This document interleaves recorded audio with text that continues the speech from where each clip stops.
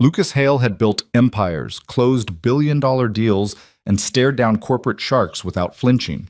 But the moment he walked into that restaurant and saw his blind date crying, really crying, shoulders shaking, mascara running, every instinct screamed at him to leave.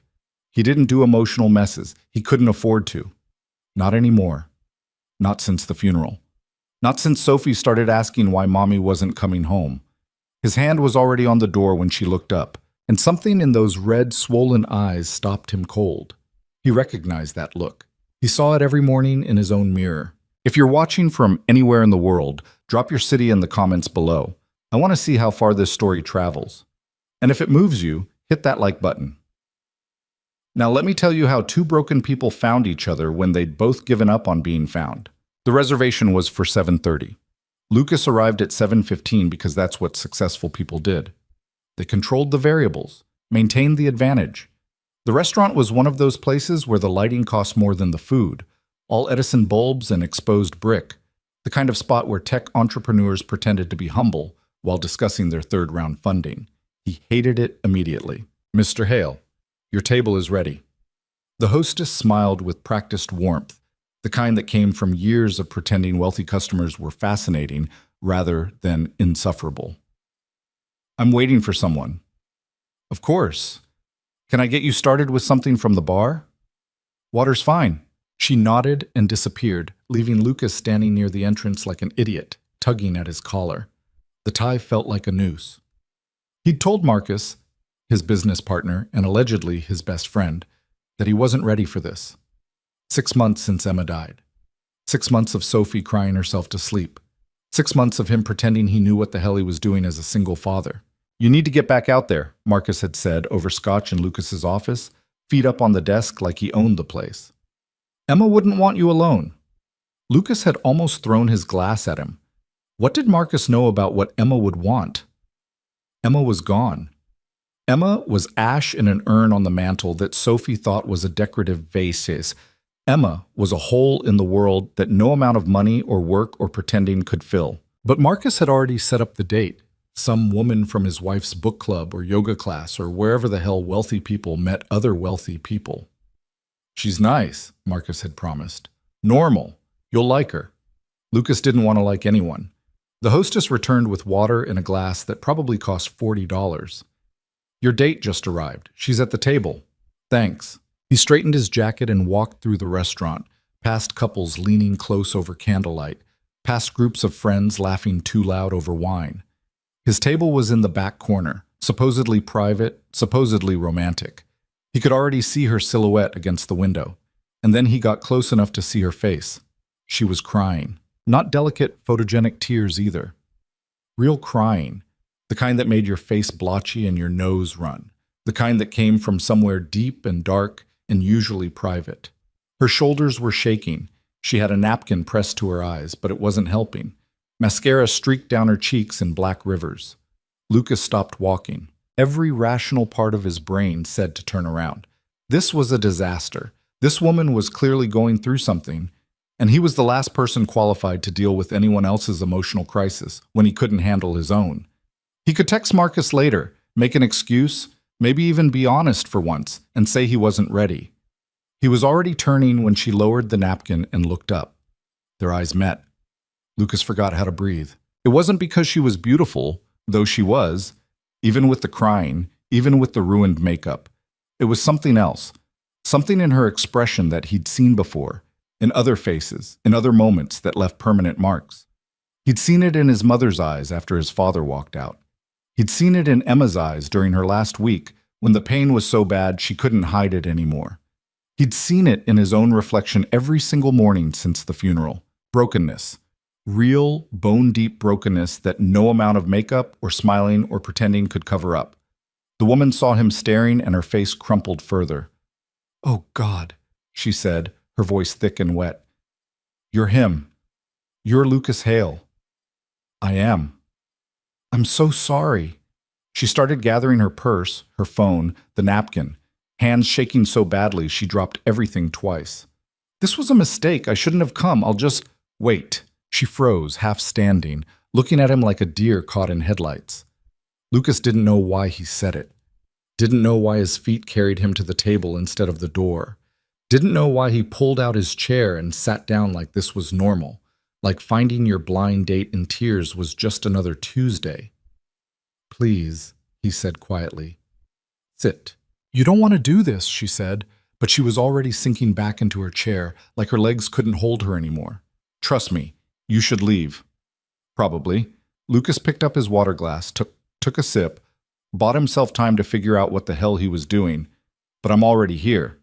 And you're already here, so we might as well. What? Pretend this isn't the saddest thing that's happened to either of us today? Is it the saddest thing? She laughed, a broken, bitter sound. Not even close.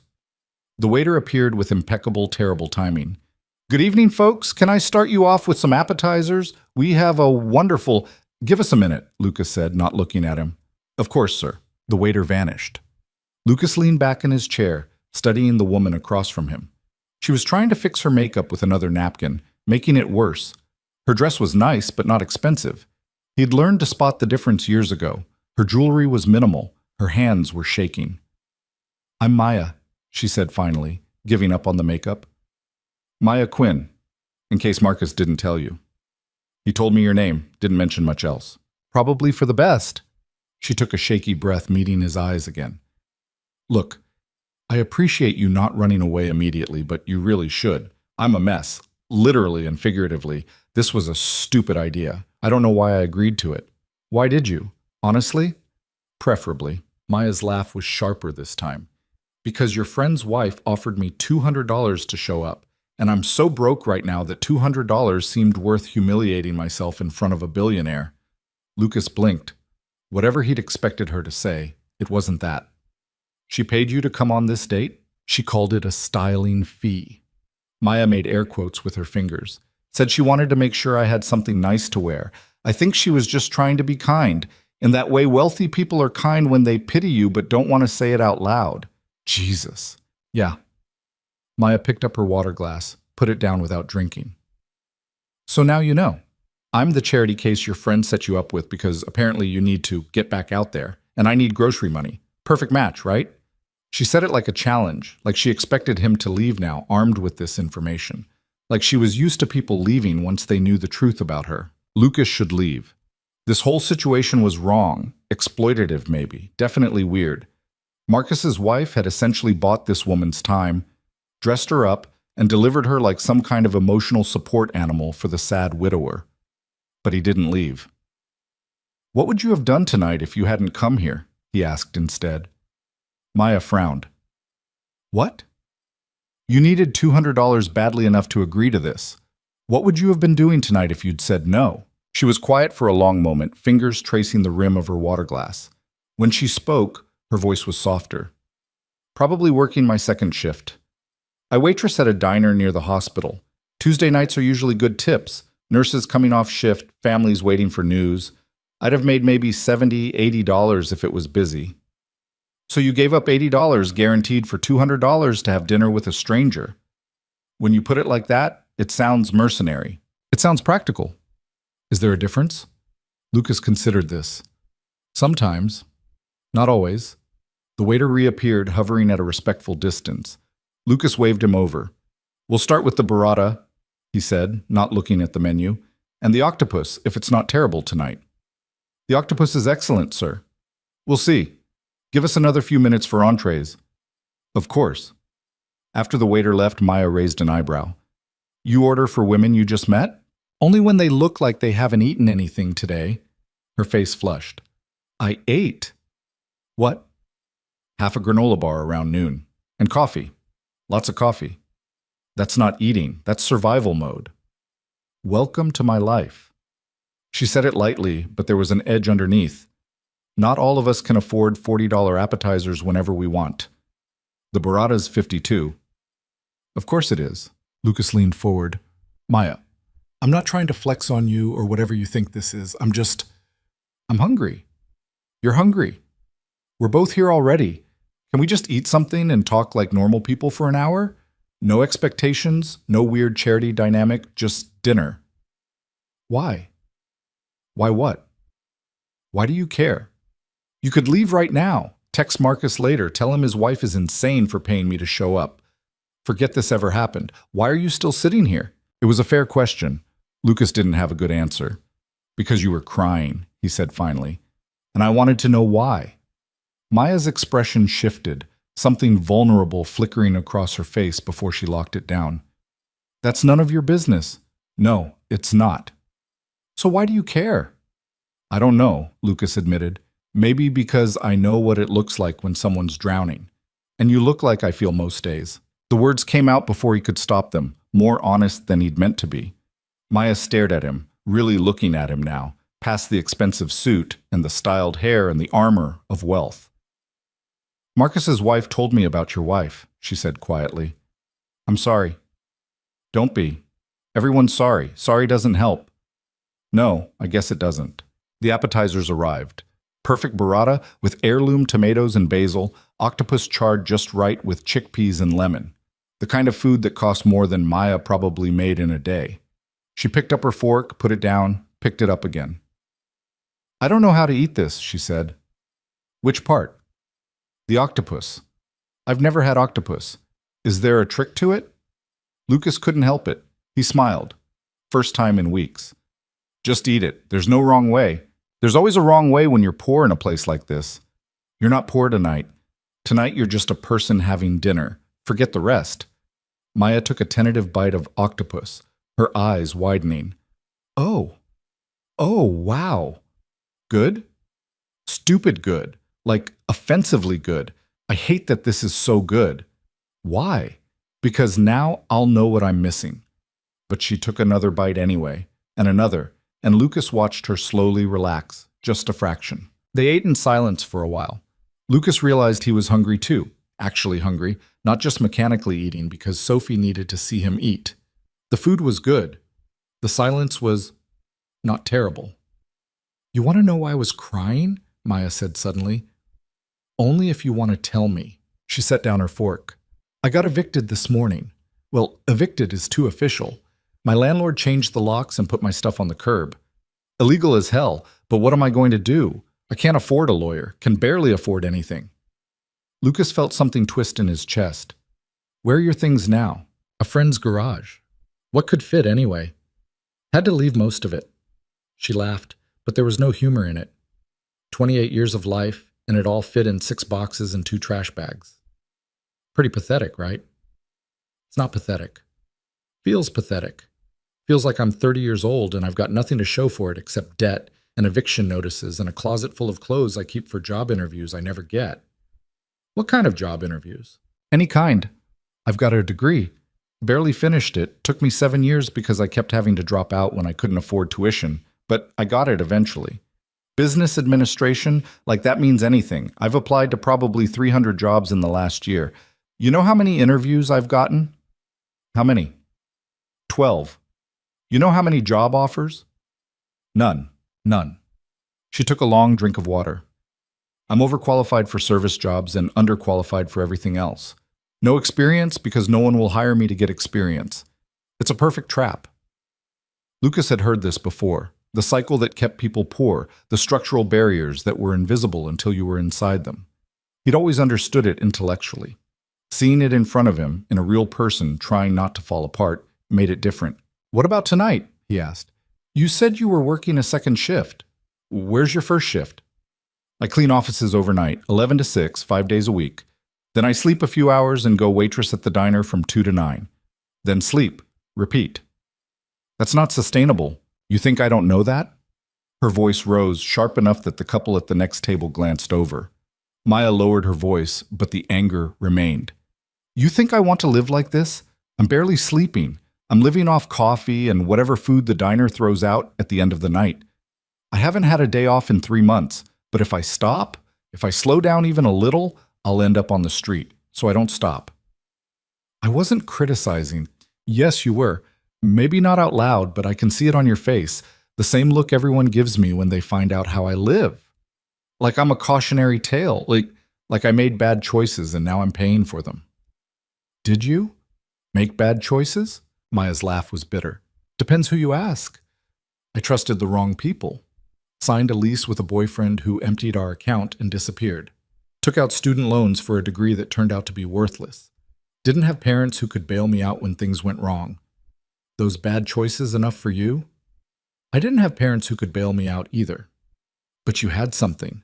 Money doesn't appear out of nowhere, even for billionaires. She was right. Lucas had caught breaks, a scholarship, a mentor who saw potential, connections that opened doors. He'd worked hard, but he'd also been lucky.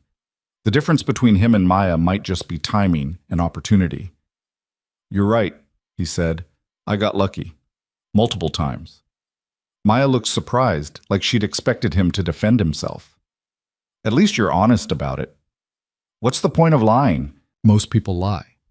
Makes them feel better about having so much when other people have so little. The waiter returned. Have we decided on entrees? Lucas looked at Maya. What do you want? I don't know what half this menu is. Then we'll get several things and share. Bring us the lamb, the halibut, and the pasta, the one with the truffles. Excellent choice, sir. After the waiter left, Maya shook her head. You know that's probably $300 worth of food, right? I know what things cost. Must be nice. Sometimes it just makes the loneliness more expensive. The words hung between them. Maya studied him carefully, reassessing. Your friend said you had a daughter. Sophie, she's 5. That must be hard, raising her alone. Lucas's throat tightened. Hard doesn't cover it. She asks about her mom every day. Sometimes, multiple times.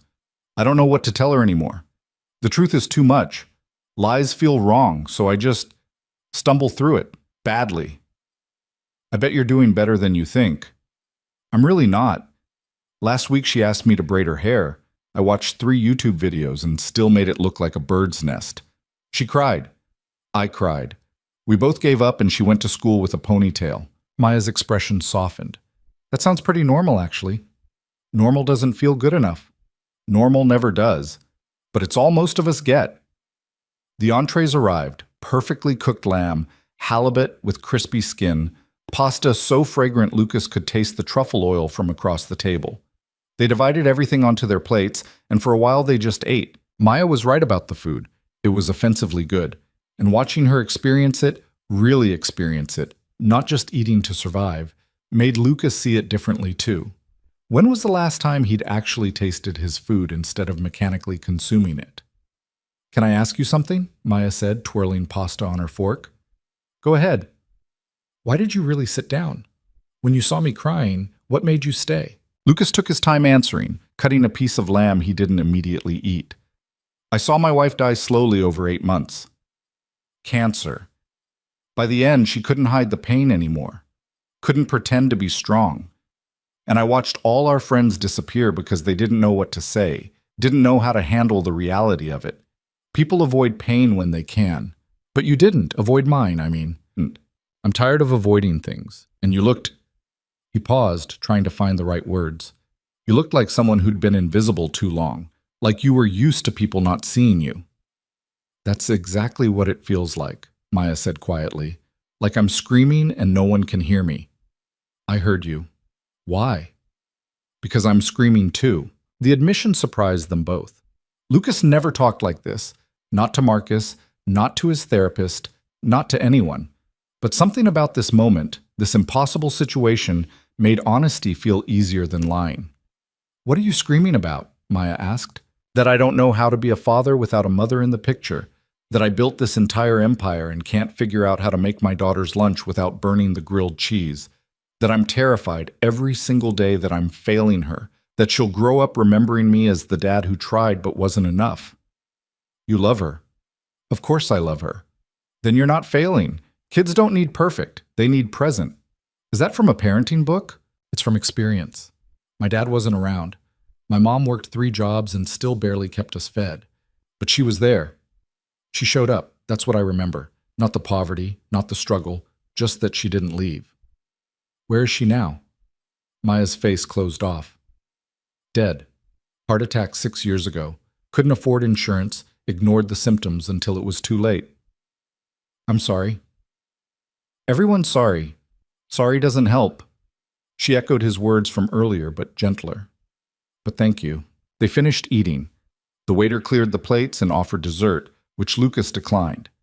He asked for the check instead, and when it came, $437 for dinner, he didn't even glance at it before putting down his card.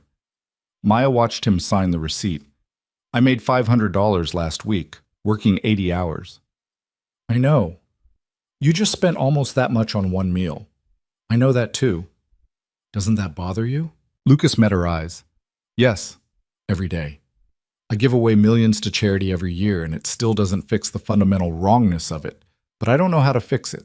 I just know how to write checks and hope they matter. Do they matter? I don't know. Maybe, maybe not. They stood to leave. As they walked through the restaurant, Lucas noticed Maya moving differently than when she'd arrived. Head higher, shoulders straighter. Still broken, maybe, but not invisible. Outside, the air was cool and clear, the city lights reflecting off windows and wet pavement from an earlier rain. Maya wrapped her arms around herself, shivering. You need a jacket, Lucas said. I need a lot of things. Jacket's pretty far down the list. He shrugged off his suit jacket and held it out. She hesitated. It's just a jacket, he said. I've got 20 more at home. Of course you do. But she took it, pulled it on. It was too big, swallowing her frame, but she looked warmer. They stood awkwardly on the sidewalk, the date officially over, neither quite ready to leave. Thank you, Maya said finally, for not running away, for staying. Thank you for being honest. I don't get a lot of that. Rich people problems? Human problems. A cab pulled up. Maya started toward it, then turned back. Can I ask you one more thing? Sure. Do you think people like me, people who are struggling, do you think we deserve it? Like cosmically. Do you think we did something wrong to end up here? Lucas thought about Emma, who did everything right and still died at 34. Thought about Sophie, who'd done nothing wrong but still lost her mother. Thought about randomness and luck and the million invisible factors that separated success from failure. No, he said firmly. I don't think the universe works like that. I think terrible things happen to good people all the time, and good things happen to people who don't deserve them. Which category are you in? Both, neither. I don't know anymore. Maya smiled, sad but real. Yeah, me too. She got in the cab. Lucas watched it pull away, taillights disappearing into traffic, and realized he didn't want her to go. Didn't want to go back to his empty house and his sleeping daughter and the crushing weight of loneliness that met him every night. His phone buzzed. Marcus. How'd it go? Lucas stared at the message. How did it go? He'd met a woman who'd been paid to show up, who was homeless and broke and working herself to death, who'd been crying when he arrived and left in his jacket, who'd made him feel more human in 2 hours than he'd felt in 6 months. It went. He typed back. That's it? Come on, give me details. Later. He pocketed his phone and started walking. Not toward his car, not toward home, just walking, processing. Somewhere in the city, Maya was going back to whatever friend's couch she was crashing on, wearing his jacket, carrying his business card he'd slipped into the pocket when she wasn't looking, his private number on the back. No explanation, no expectation. Just a lifeline if she needed one. He didn't know if she'd call, didn't know if he wanted her to. Didn't know anything except that for the first time since Emma died, he'd connected with another human being, really connected. Not the surface-level sympathy from acquaintances or the transactional relationships of business. Real connection. The kind that left you feeling raw and exposed and somehow more alive. Lucas walked for an hour before heading home. When he got there, Sophie was asleep and the house was dark and quiet. He checked on his daughter. She'd kicked off her blankets again, and carefully tucked her back in. She stirred, but didn't wake. I met someone tonight, he whispered, not sure why he was telling his sleeping child. She was sad. I was sad. We were sad together. Is that weird? Sophie mumbled something unintelligible and rolled over. Lucas kissed her forehead and left the room, pulling the door halfway closed the way she liked it. In his own bedroom, he found himself checking his phone every few minutes. No calls, no texts. He hadn't expected any. He fell asleep around 2, still dressed, his phone on the pillow beside him. When it rang at 2:47 a.m., he jerked awake, heart pounding. Unknown number. Hello? It's Maya. Her voice was small, uncertain. From dinner. I know it's late. I'm sorry. What's wrong? My friend kicked me out. Her boyfriend came home drunk and I was in the way, and now I'm sitting in a parking lot with my stuff, and I don't have anywhere to go, and I know we just met, and this is insane. But your card said to call if I needed anything, and I didn't know who else. Where are you? She gave him an address. A 24-hour grocery store parking lot on the east side, 20 minutes away. Stay there, I'm coming. You don't have to. Stay there, Maya. He hung up, pulled on shoes, grabbed his keys. Sophie was still asleep. He called his housekeeper, the one who lived in the guest house out back specifically for emergencies like this, and explained quickly. She'd watch Sophie. He'd be back in an hour. The city was different at 3 a.m., emptier, stranger, more honest somehow. Lucas drove fast, breaking speed limits he never broke, running yellow lights that turned red. He didn't examine why, didn't question the urgency. He found her sitting on her duffel bag under a streetlight, still wearing his jacket, surrounded by the boxes and bags that contained her entire life. She stood when his car pulled up, relief washing over her face. "Get in," he said, popping the trunk. "What about my stuff?" "We'll load it. Come on." Together they filled his trunk and back seat with her belongings. So few things for a whole life, barely enough to fill the car. When they finished, Maya climbed into the passenger seat and Lucas started driving. "Where are we going?" she asked. "Somewhere safe." "Where's that?" Lucas didn't answer right away. He was breaking every rule he'd set for himself after Emma died. No complications, no emotional entanglements, nothing that could hurt Sophie or hurt him. But Maya sitting in his car, exhausted and displaced and trying not to cry, didn't feel like a complication. She felt like someone who needed help, someone he could actually help. "I own some properties," he said finally. "Apartments. There's a 2-bedroom in the arts district. Tenant just moved out last week, hasn't been listed yet. You can stay there, temporarily," he added quickly, "until you figure things out. I can't afford. I'm not asking you to pay. I'm offering you a place to sleep that isn't a parking lot." "Why?" "Because I can. Because you need it. Because..." He trailed off, not sure how to finish. "Because you saw me," Maya said quietly. "Yeah, because I saw you." She was crying again, but quieter this time. Exhausted tears. "This is crazy. You know that, right? We just met. You don't know me. I could be anyone. Could be, but you're not. You're just someone who needs help, and I'm just someone who can give it. There's no just about any of this." "No," Lucas agreed. "There's not." He drove them to the apartment. A nice building, renovated last year, the kind of place Maya could never afford on her own. He used his master key to let them in, flipped on the lights. It was furnished, modern, clean, impersonal. The previous tenant had left in a hurry for a job in Seattle, left some furniture behind rather than move it. A couch, a bed, kitchen table. Basics. "It's not much," Lucas said. Maya laughed, a shocked, overwhelmed sound. "Not much? This is the nicest place I've ever lived." She walked through it slowly, touching things like she couldn't believe they were real. Lucas carried her boxes in, stacking them near the door, trying not to notice how little she owned, trying not to calculate how many of these boxes would fit in just his closet. When everything was inside, he handed her the keys. "This is temporary," he said again, feeling like he needed to keep saying it. "Until you get on your feet." "Why are you doing this?" "I told you." "No, really. Why? People don't just do things like this. There's always a reason." Lucas thought about it. About Emma and Sophie, and the loneliness and the guilt of having so much when others had so little. About seeing Maya crying in that restaurant and recognizing something of himself in her brokenness. "Maybe I need to help you as much as you need help," he said finally. "Maybe that's reason enough." Maya studied him for a long moment, keys dangling from her hand, his too big jacket still wrapped around her shoulders. "Okay," she said. "Okay." They stood there, two strangers who'd shared a meal and were now connected in ways neither fully understood. Lucas should leave. It was almost 4 in the morning. Sophie would be awake soon. He needed to go, but leaving felt wrong. "I should go," he said anyway. "Yeah." Neither of them moved. "Thank you," Maya said, "for all of this. I don't know how to repay it." "Don't." Don't try to repay anything. Just get some sleep. Figure things out. That's enough. He left before she could argue, before he could second-guess himself, before the whole impossible situation became more complicated than it already was. In his car, he sat for a moment, hands on the steering wheel, trying to process what he'd just done.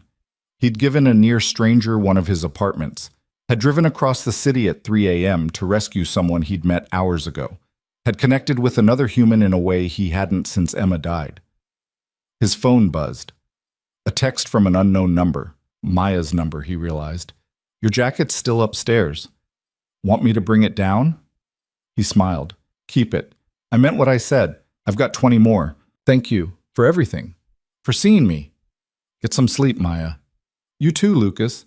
He drove home as the sky started lightening with pre-dawn gray. Sophie was still asleep. The house was still quiet. Everything was the same. Except it wasn't. Something had shifted. Some wall he'd built around himself since Emma died had cracked just a little. And instead of terrifying him, it felt like he could finally breathe again. Lucas stood in Sophie's doorway watching her sleep and whispered to the darkness, I think I did something right tonight.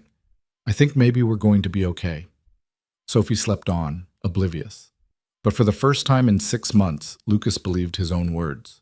Sophie woke him at 6:30 by jumping on his bed, all elbows and knees and 5-year-old energy that shouldn't exist before sunrise. Daddy, you're still in your clothes, Lucas groaned, pulling a pillow over his face. Sophie, it's too early. Mrs. Chen said you had to go somewhere in the middle of the night. Did someone die? The pillow came off. Lucas sat up, his daughter's face inches from his, brown eyes wide with concern that no 5-year-old should carry. No, baby. Nobody died. I just had to help a friend.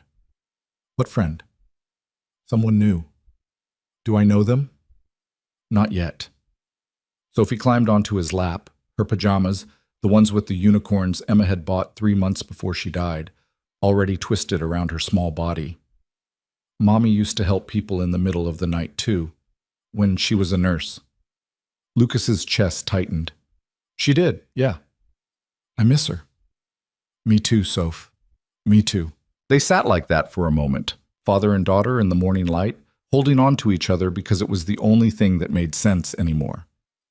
Then Sophie wiggled free. Can we have pancakes? I can try. Your pancakes are always weird shapes. That's called rustic. That's called you can't flip them right. Lucas laughed despite himself. When did you get so mean? Mrs. Chen says I'm honest. She says honest is good. Mrs. Chen's right. Come on, let's go make weird pancakes. In the kitchen, Lucas attempted breakfast while Sophie sat at the counter, swinging her legs and chattering about her upcoming field trip to the aquarium. He burned the first pancake, salvaged the second, and was working on a third when his phone rang. Marcus. Of course. Not now, Lucas muttered, declining the call. It rang again immediately. Who's that? Sophie asked. Uncle Marcus. Why aren't you answering? Because I'm making you breakfast. You can do both. Mommy always did both. The guilt hit like a physical blow. Emma had been able to juggle everything: work, parenting, phone calls, life. Lucas could barely manage pancakes. He answered, What? Good morning to you too, Marcus said. So? Tell me everything. Sarah's been asking all morning. Can this wait?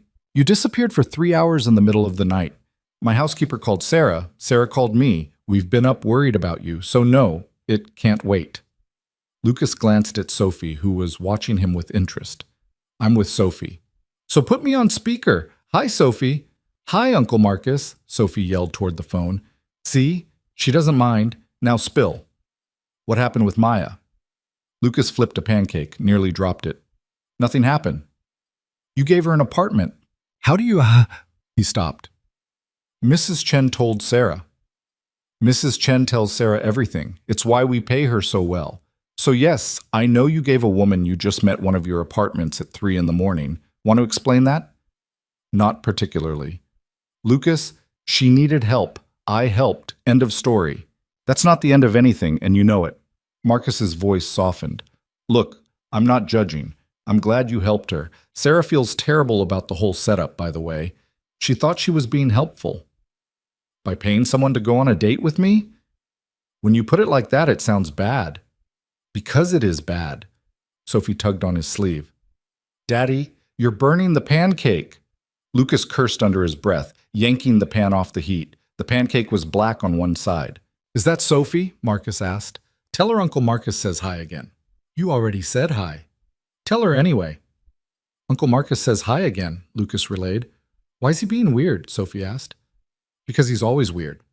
Lucas plated the salvageable pancakes and set them in front of his daughter. Marcus, I have to go. We're not done talking about this. Yeah, we are.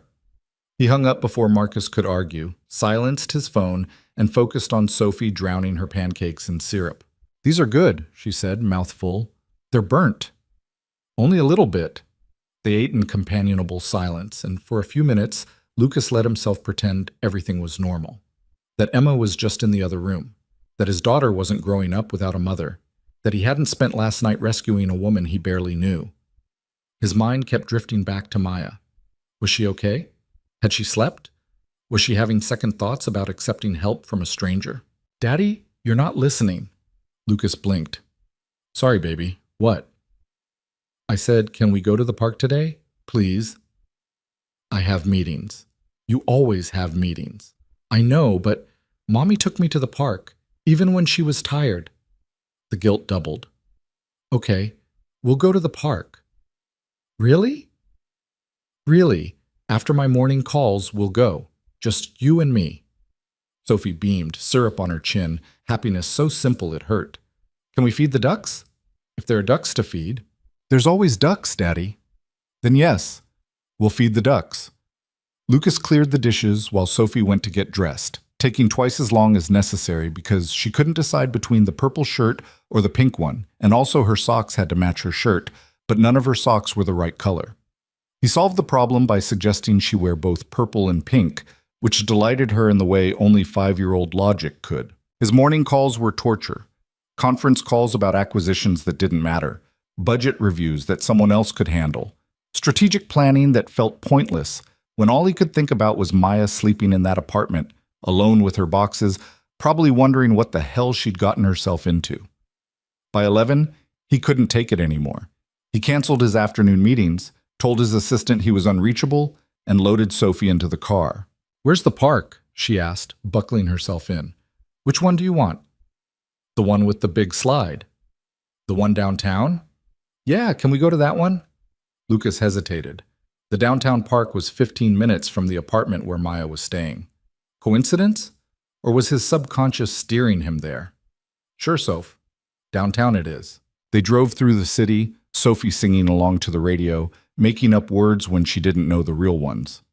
Lucas found parking near the park, and they walked hand in hand, his daughter pointing out every dog, every flower, every interesting piece of trash on the sidewalk. The park was busy for a Wednesday. Parents with strollers, elderly couples on benches, teenagers cutting school. Sophie made a beeline for the playground, and Lucas followed, settling onto a bench where he could watch her climb and slide and spin. His phone buzzed. A text from Maya. Is it weird that I slept for 12 hours straight? He smiled. Not weird, necessary. I forgot what it felt like to sleep without worrying someone would steal my stuff or kick me out. How's the apartment? Honestly, I keep waiting for you to text and say it was a mistake, that someone else needs it and I have to leave. That's not going to happen.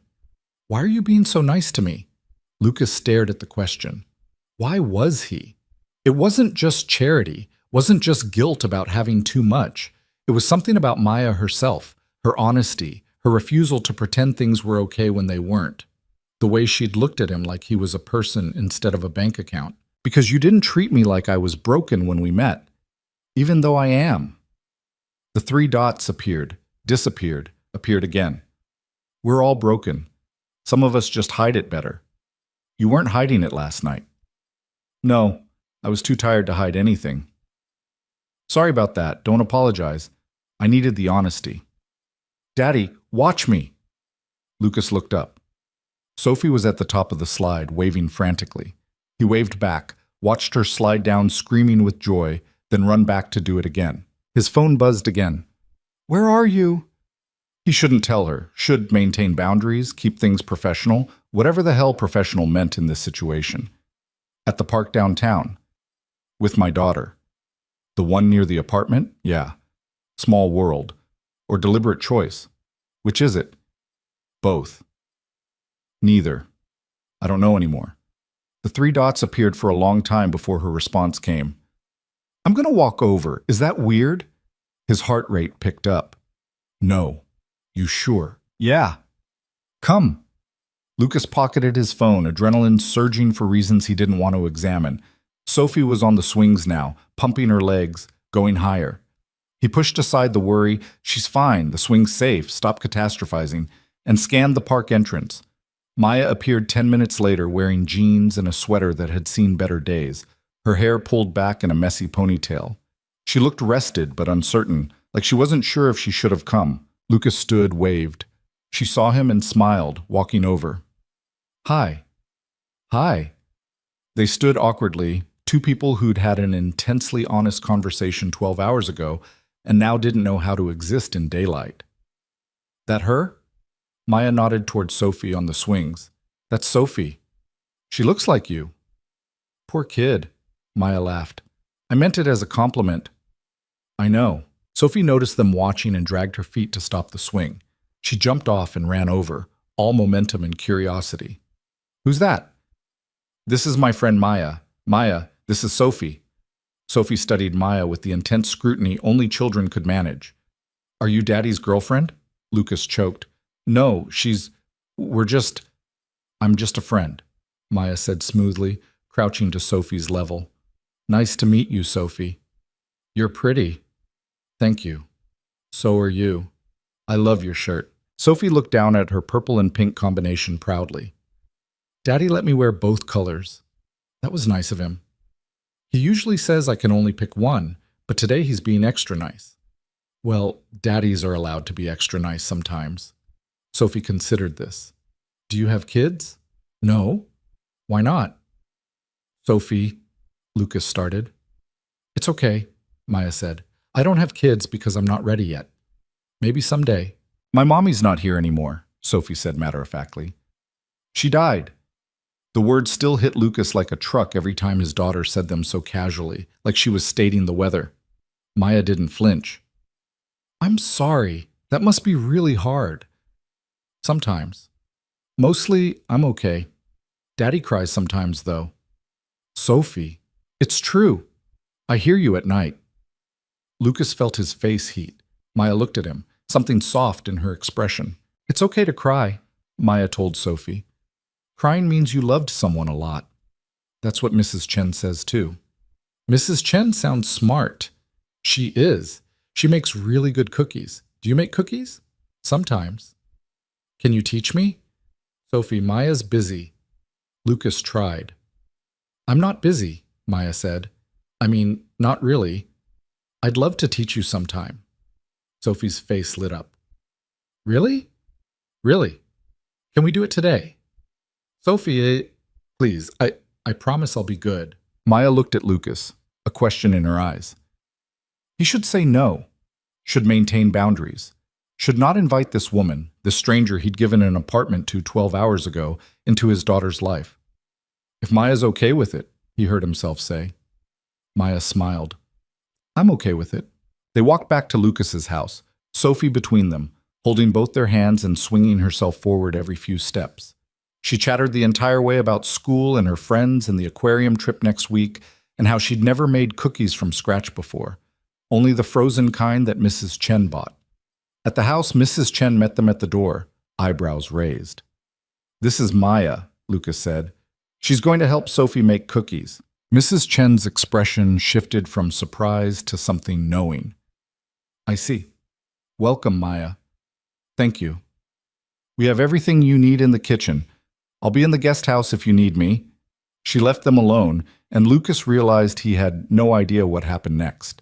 Maya seemed equally uncertain, standing in his foyer like she didn't belong there, which maybe she didn't. Kitchen's this way, he said. The kitchen was one of Emma's designs. White marble, stainless steel, more space than 3 people could ever need. Maya ran her hand along the counter. This is beautiful. My wife picked everything out. She had good taste. Yeah, she did. Sophie climbed onto a stool. So, what kind of cookies are we making? Maya surveyed the ingredients Mrs. Chen had left out. How about chocolate chip? The best kind. I agree. Okay, we need butter, sugar, eggs, flour, chocolate chips. She started gathering ingredients while Sophie watched with intense focus. Lucas leaned against the counter, feeling useless. Should I leave you two alone? You can stay, Maya said, unless you have work. I canceled everything this afternoon. For cookies? For Sophie.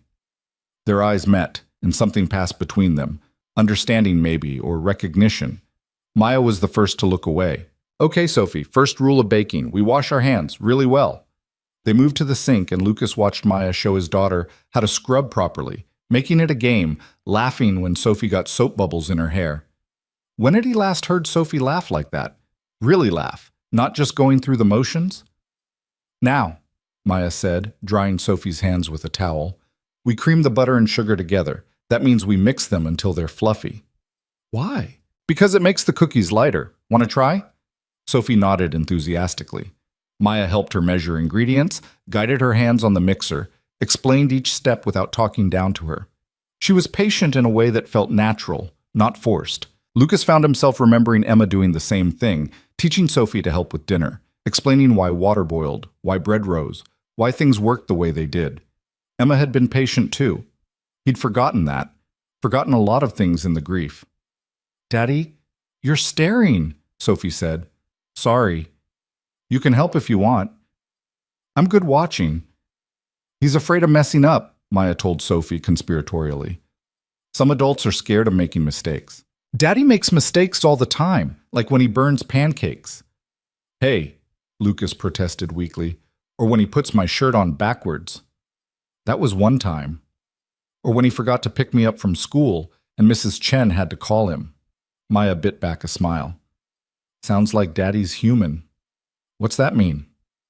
It means nobody's perfect. We all mess up sometimes. They added flour, chocolate chips, vanilla extract.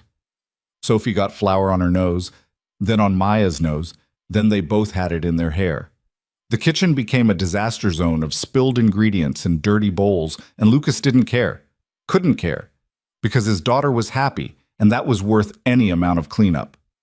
When the cookies finally went into the oven, Sophie was covered in flour and sugar, grinning ear to ear. How long until they're done? She asked.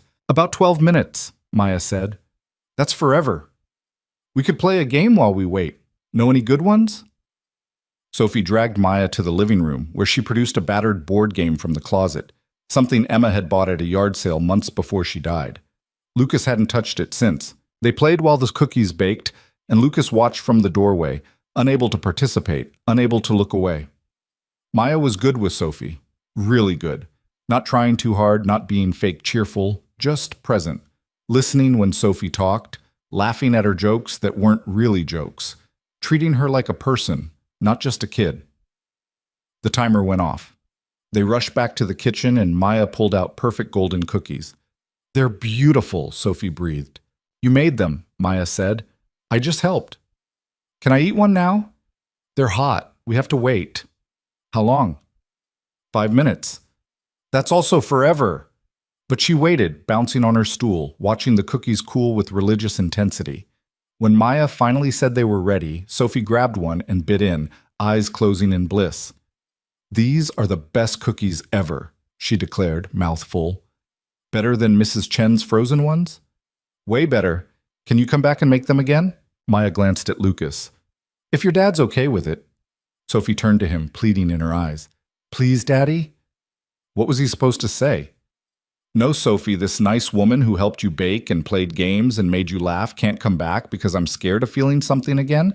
Because I don't know how to let people in? Sure, he said. Maya's always welcome. Sophie cheered and threw her arms around Maya's waist. Maya stiffened for just a second, not used to being hugged, Lucas realized, then relaxed into it, her hand coming up to rest on Sophie's head. Thank you for helping me, Sophie said into Maya's sweater. Thank you for letting me. When Sophie finally let go and ran off to find Mrs. Chen to show her the cookies, Maya and Lucas were left alone in the kitchen. She's amazing, Maya said quietly. She is. You're doing a good job with her. I'm really not. Yes, you are. She's happy. She's loved. That's what matters. Lucas wanted to believe her. She misses her mom. Of course she does. But she's got you. That counts for something. Does it? Yeah, Lucas, it does. They stood in the kitchen surrounded by the wreckage of cookie making, and Lucas felt something shift inside him, a loosening of the tight grip he'd kept on everything since Emma died. What you did today, he said, with Sophie. Thank you. I didn't do anything special. You did. You saw her. Same way you saw me last night. Maybe I'm just good at seeing broken things. Are we? Broken? Maya considered this. I think we're cracked. But cracked things can still hold water if you're careful. Is that from a fortune cookie? She laughed. No, that's from experience. I've been broke, broken, and everything in between. You learn to patch yourself together with whatever you've got. Sophie came running back with Mrs. Chen, who made appropriate amazed noises about the cookies and snuck one when she thought Lucas wasn't looking. Can Maya stay for dinner? Sophie asked. Sophie, Maya might have plans. I don't, Maya said, but I don't want to intrude. Please? Sophie grabbed Maya's hand. Please, please, please? Lucas looked at Maya. She looked back. Neither of them knew what they were doing, but somehow that made it easier. Okay, Lucas said. Dinner. But I'm ordering in because if you think my pancakes are bad, you should see me try to cook dinner. What should we get? Sophie asked. What do you want? Pizza. You always want pizza. Because pizza's the best. They ordered pizza. While they waited, Sophie convinced Maya to read her a story, then another story, then another. Lucas watched from the doorway, his daughter curled against this woman who was practically a stranger, listening to her read with total attention. When the pizza arrived, they ate in the dining room, a room Lucas usually avoided because it was too big, too formal, too full of memories of family dinners that would never happen again. But with Sophie chattering and Maya laughing and grease dripping down their chins, it felt less empty. After dinner, Sophie started yawning, fighting to keep her eyes open.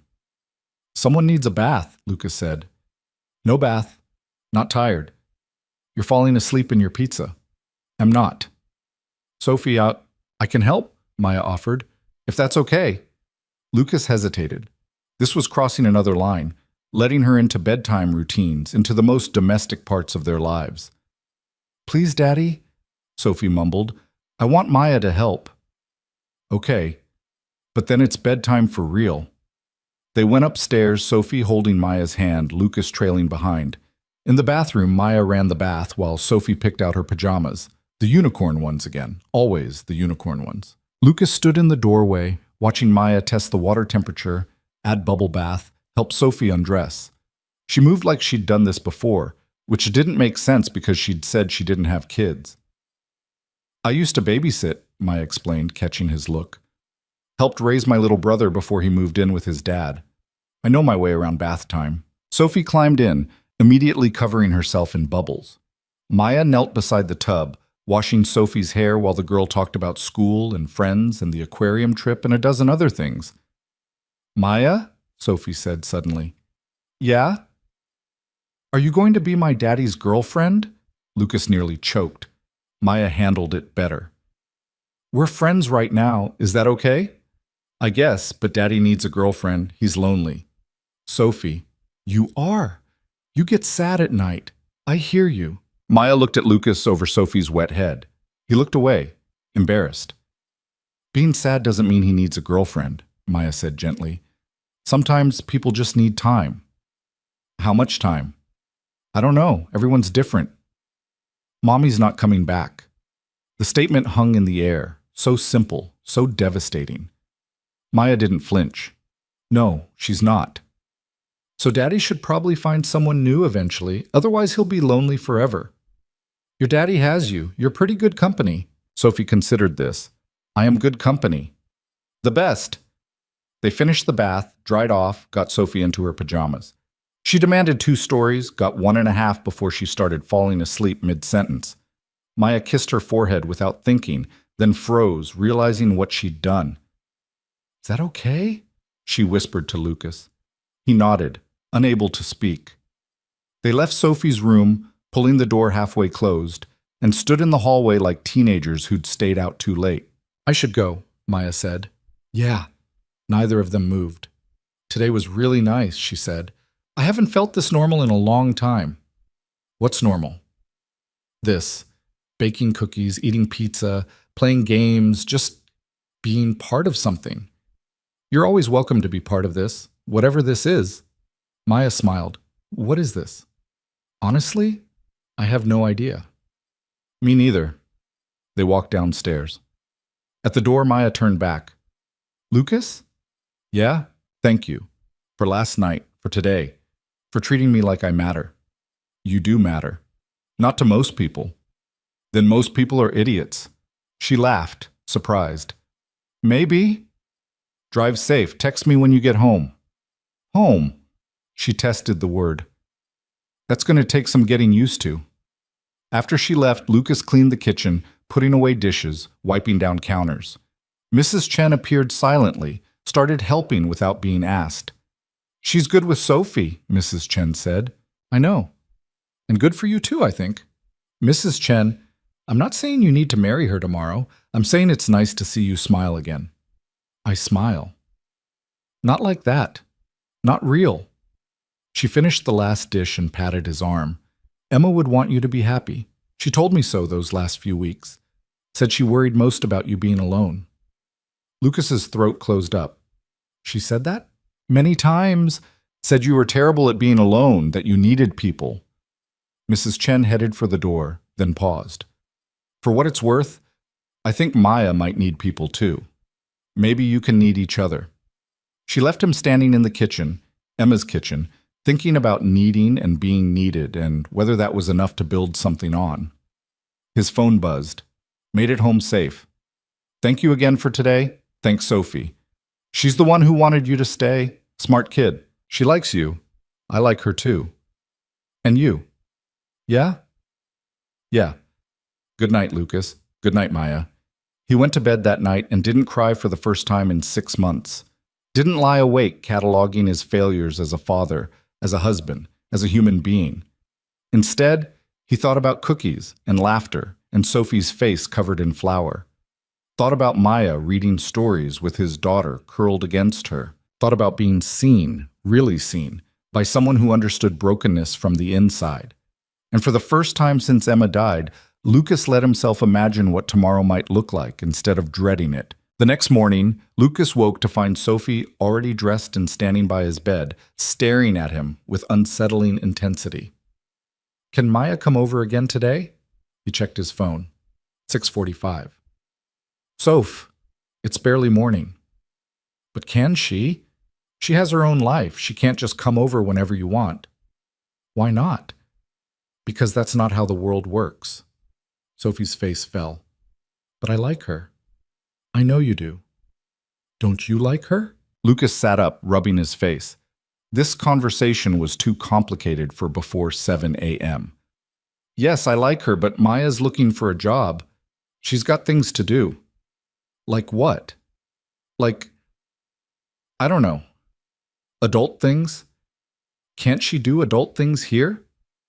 Sophie, please just ask her. She might say yes. Lucas looked at his daughter's hopeful face and knew he was going to cave. He always caved.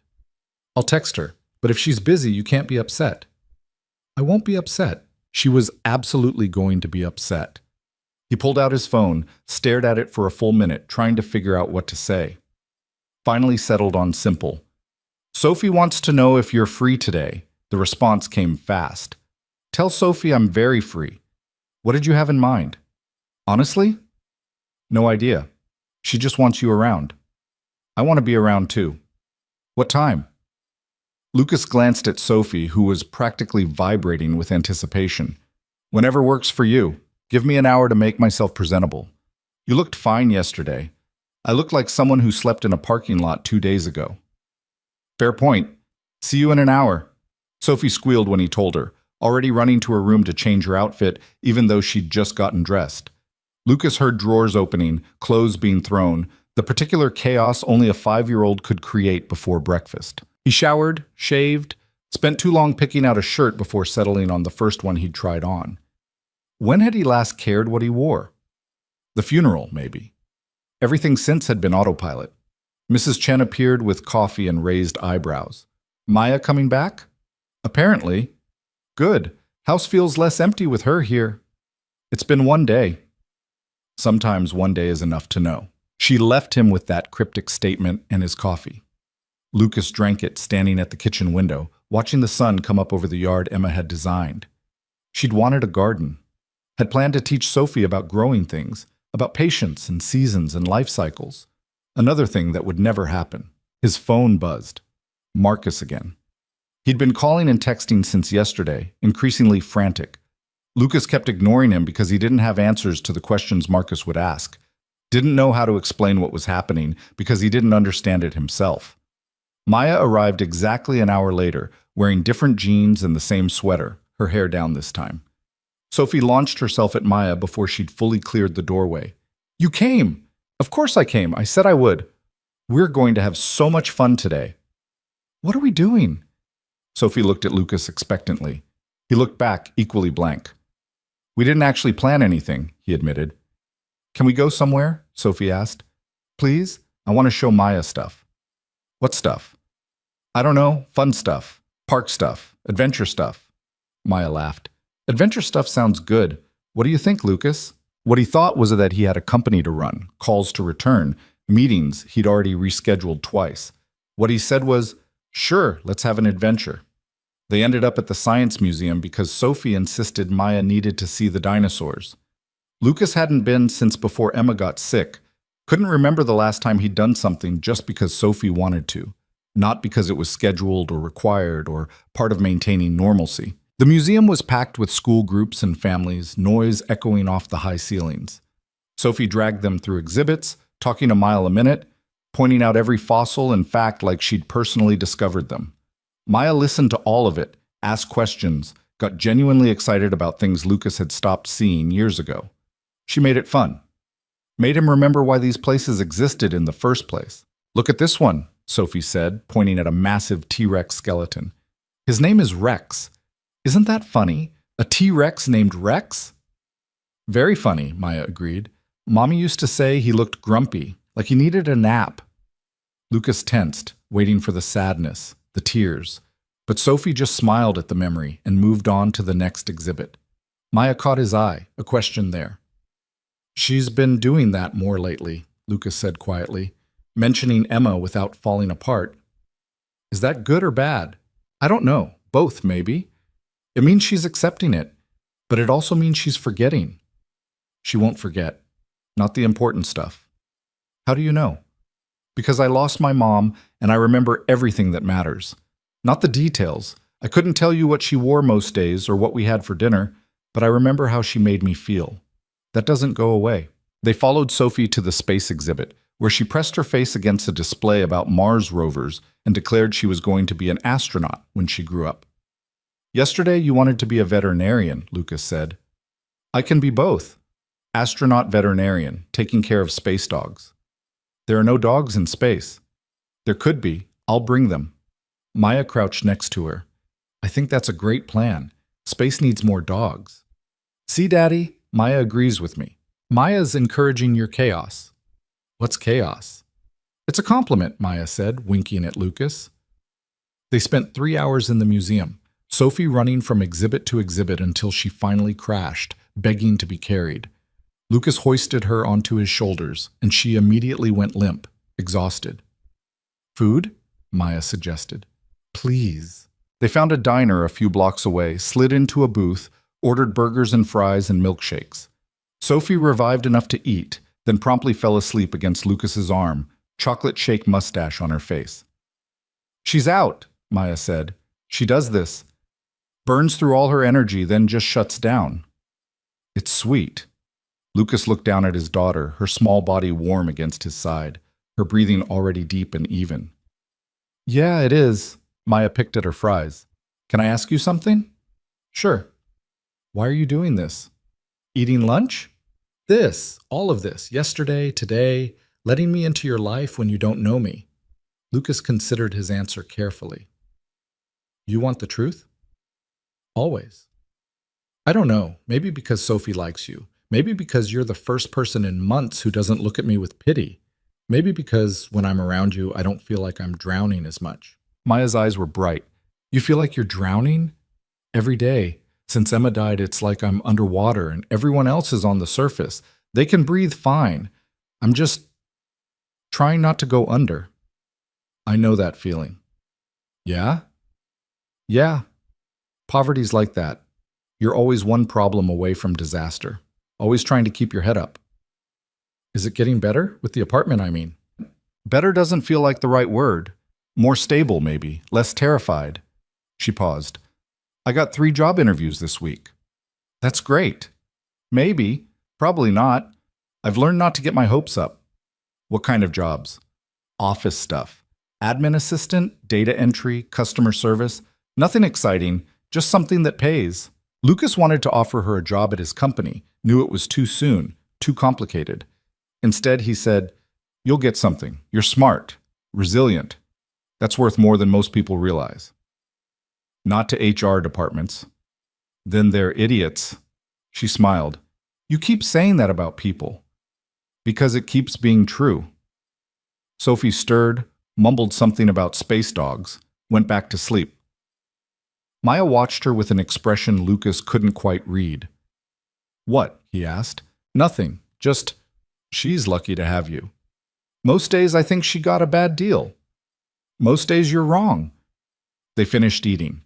Lucas paid while Maya gathered their things, and they walked back to the car with Sophie still asleep on Lucas's shoulder. He buckled her into her car seat where she immediately curled into a ball and started snoring softly. Where to now? Maya asked. Lucas checked his watch. 2 p.m. He had a conference call at 3 that he couldn't miss, reports to review, emails stacking up.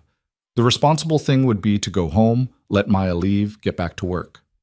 Come back to the house, he said instead. Sophie will want you there when she wakes up.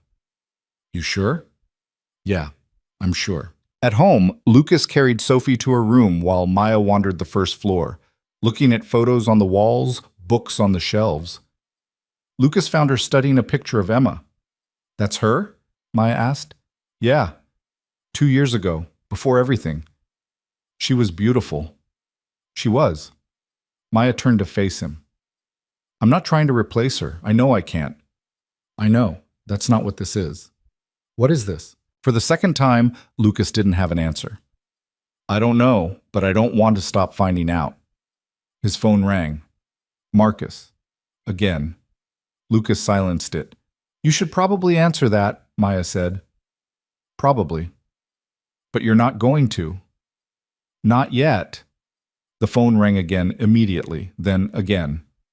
On the 4th call, Maya raised an eyebrow. Someone really wants to talk to you.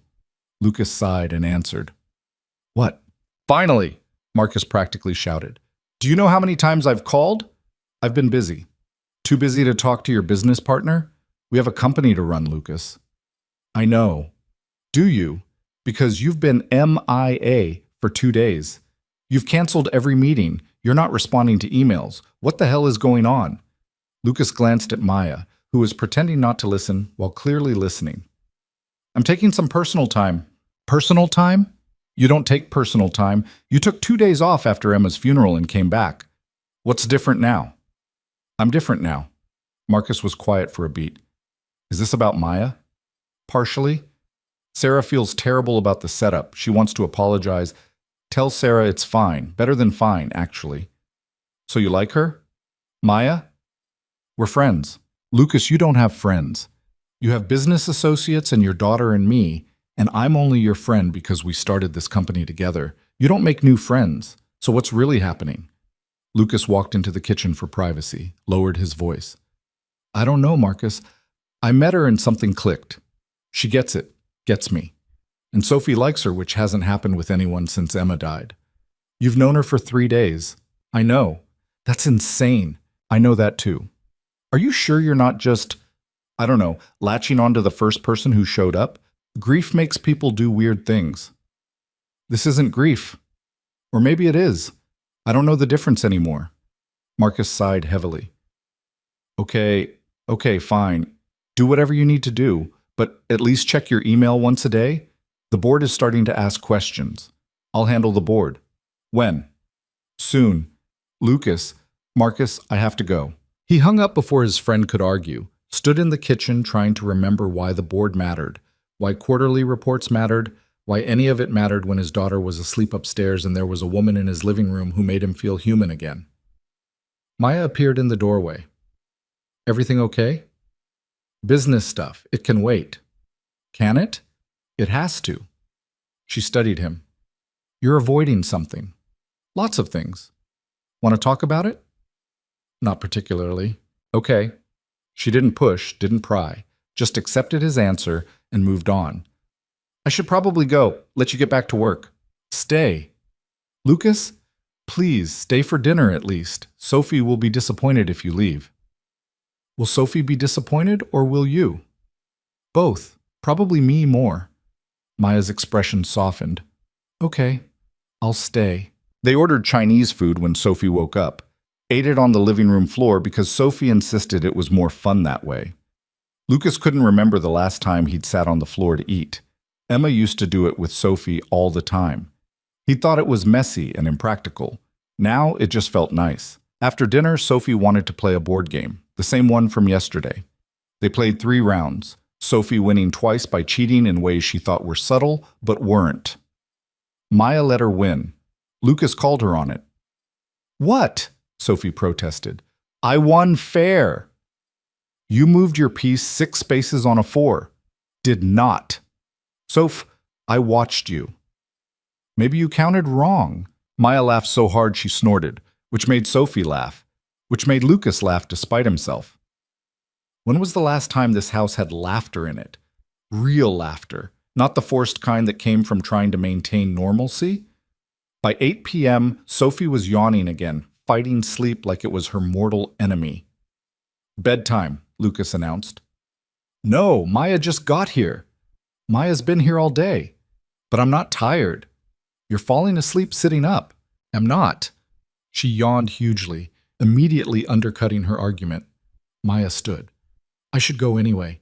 No! Sophie grabbed her hand. You have to read me a story first, please? Sophie, Maya's tired too. I'm not tired, Maya said.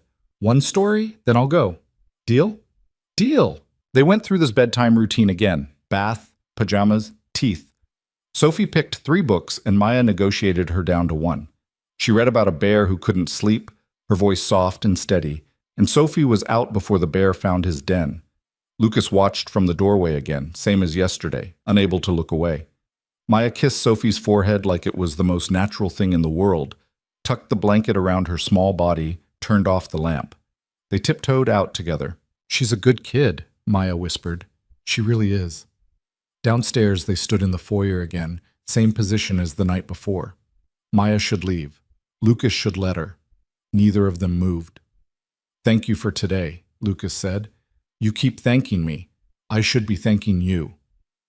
For what? For letting me be part of this. Part of something normal and good. It doesn't feel normal. No, but it feels right. Lucas didn't know what to say to that. Didn't know how to articulate what he was feeling. The mix of guilt and hope and fear and something that might be happiness if he let himself believe in it.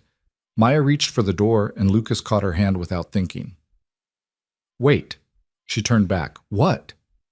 I want to help you with the job search, I mean. I know people. I could make some calls. Lucas, I can't ask you to. You're not asking. I'm offering. Why?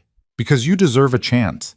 And because the system is rigged against people like you, and I'm tired of watching good people struggle when I have the resources to help. Maya's eyes were bright again. That's not how the world works. It could be. You can't save everyone. I'm not trying to save everyone, just you. The words hung between them, heavier than he'd meant them to be. Maya's hand was still in his, warm and real, and Lucas realized he didn't want to let go. Okay, she said finally. Okay, yes. If you want to make calls, make calls. I won't say no to help anymore. Good. But I'm not a charity case. I'll earn whatever opportunity you give me. I know you will. She squeezed his hand once, then let go and stepped back. I really should go now. Yeah. Same time tomorrow? Lucas smiled. Sophie would never forgive me if I said no. What about you? Would you forgive yourself? Probably not. Then it's settled. Tomorrow. After she left, Lucas stood in the empty house, staring at his hand where hers had been, trying to remember the last time he'd voluntarily touched another person, trying to remember when the weight on his chest had gotten lighter. He checked on Sophie, still asleep, still perfect, then went to his office and actually looked at his email for the first time in days. 847 unread messages, reports, questions, decisions that needed to be made. He started working and didn't stop until 2 a.m., catching up on everything he'd ignored, putting out fires, making decisions. But the whole time, part of his brain was somewhere else, thinking about dinosaurs and chocolate shakes and the way Maya looked at Sophie like she was precious, thinking about tomorrow. The next day became a pattern. Maya came over in the morning. They did something with Sophie, playground, zoo, library, anywhere his daughter wanted to go. They ate meals together, laughed together, existed in a space that felt separate from the grief and the loneliness and the crushing weight of single parenthood. Marcus called every day. Lucas answered maybe half the time. You're scaring me, Marcus said on day 5. This isn't like you. Maybe that's good. Is it? I don't know, but I'm not stopping to find out. On day 7, Maya showed up with news. I got a job. Sophie cheered. Lucas felt something twist in his chest. Happiness for her. Fear that everything would change. That's great. Where? Marketing agency downtown, entry level, but it's a real job, benefits and everything. I start Monday. How'd you get it? One of the people you called put in a word. They brought me in, I interviewed, and they hired me on the spot. She looked at him carefully. Thank you for making that call. You got yourself hired. I just opened the door. Still. Thank you. Sophie tugged on Maya's sleeve. Does this mean you can't come over anymore? It means I'll be working during the day. But I can still come over after work if your dad's okay with it. I'm okay with it, Lucas said quickly. Too quickly. Both of them noticed. Maya smiled. Good. That night, after Sophie was asleep, they sat in the living room with wine Lucas had been saving for an occasion he couldn't remember. Maya curled into the corner of the couch, shoes off, looking more relaxed than he'd ever seen her. Can I ask you something? She said. Go ahead. What are we doing? Drinking wine? Lucas, he sighed. I don't know. I don't want to label it or define it or put expectations on it. I just know that when you're here, everything feels less impossible. Is that enough? For now, yeah, it's enough. They talked until midnight about nothing and everything. She told him about growing up poor, about her brother, about the boyfriend who'd stolen everything and left.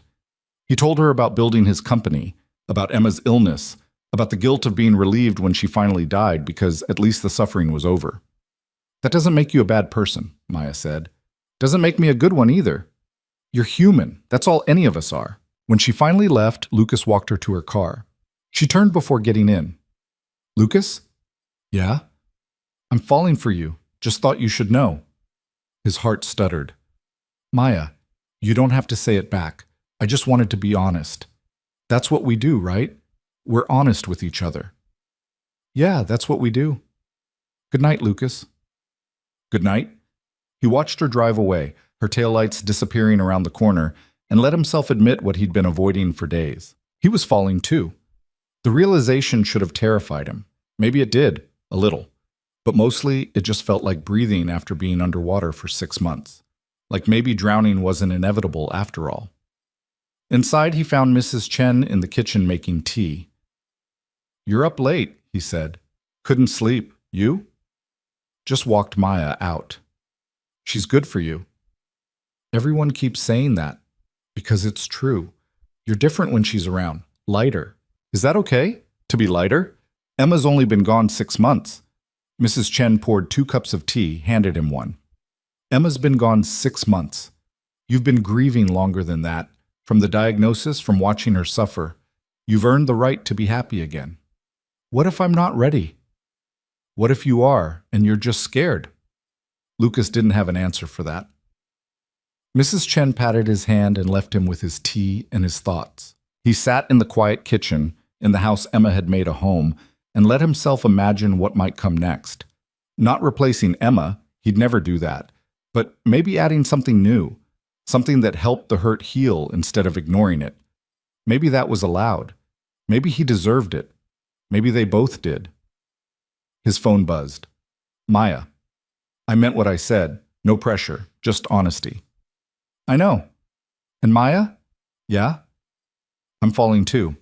The three dots appeared, disappeared, appeared again. Yeah? Yeah. What do we do about it? I don't know. Figure it out together? That works for me. Good night, Maya. Good night, Lucas. Sleep well. He did sleep well for the first time in months without nightmares or waking at 3 a.m. in a panic. Slept straight through until Sophie jumped on his bed at dawn, demanding pancakes and asking when Maya was coming over. She has to work now, remember? But after work? Maybe. We'll see. That means yes, right? That means maybe. In dad language, maybe means yes. She wasn't wrong. Maya came over that evening still wearing her work clothes, actual professional clothes she'd bought with her first paycheck advance. She looked different, more confident, like having a job had given her something back. Sophie tackled her the moment she walked in. How was work? Good. I learned how to use all these computer programs and met my team and didn't mess anything up. That's great. How was school? Boring. We learned about fractions. I hate fractions. Fractions are useful. Not for 5-year-olds. Lucas emerged from his office where he'd actually spent the day working, catching up on everything he'd been neglecting. Hey. Hey yourself. They smiled at each other like idiots while Sophie rolled her eyes with the world weariness only small children could master. You guys are being weird again. How are we being weird? Lucas asked. You're making faces at each other. We're just smiling. Weird smiling. Maya laughed and scooped Sophie up. Come on, weirdo, let's make dinner. They cooked together. Actual cooking this time, not ordering in. Maya taught Sophie how to make stir-fry while Lucas attempted to help and mostly just got in the way. The kitchen filled with smoke when the oil got too hot, and they had to open windows and wave dish towels at the smoke detector, all three of them laughing like maniacs. The food turned out decent despite the chaos. They ate at the kitchen table, Sophie between them, telling elaborate stories about her day that probably weren't entirely true, but were entertaining regardless. After dinner, Sophie wanted to show Maya a dance she'd learned in PE class. She performed it with complete seriousness, Lucas and Maya trying not to laugh at her dramatic interpretations of simple movements. That was beautiful, Maya said when Sophie finished with a flourish. I know. I'm a great dancer. Very humble, too. What's humble? It means you're modest about your talents. Sophie considered this. I'm not humble. I'm awesome. Fair enough. Bedtime came too soon. Sophie dragged it out as long as possible, demanding 2 stories instead of 1, needing water, needing another blanket, needing to tell them both one more very important thing about dinosaurs. Finally, she fell asleep mid-sentence, and Lucas and Maya tiptoed out. Downstairs, they didn't stand in the foyer this time. Maya followed Lucas to the living room, curled up on the couch next to him, close enough that their shoulders touched. This is nice, she said. Which part? All of it. Coming here after work, having somewhere to come to, someone to come to. You can come here every day if you want. Every day? Every day. That's a lot of me. I like a lot of you. She leaned her head on his shoulder. Lucas tensed for just a second, the first real physical contact beyond hand-holding and quick hugs, then relaxed into it. They sat like that in comfortable silence, the TV on low, neither of them really watching it. After a while, Maya spoke.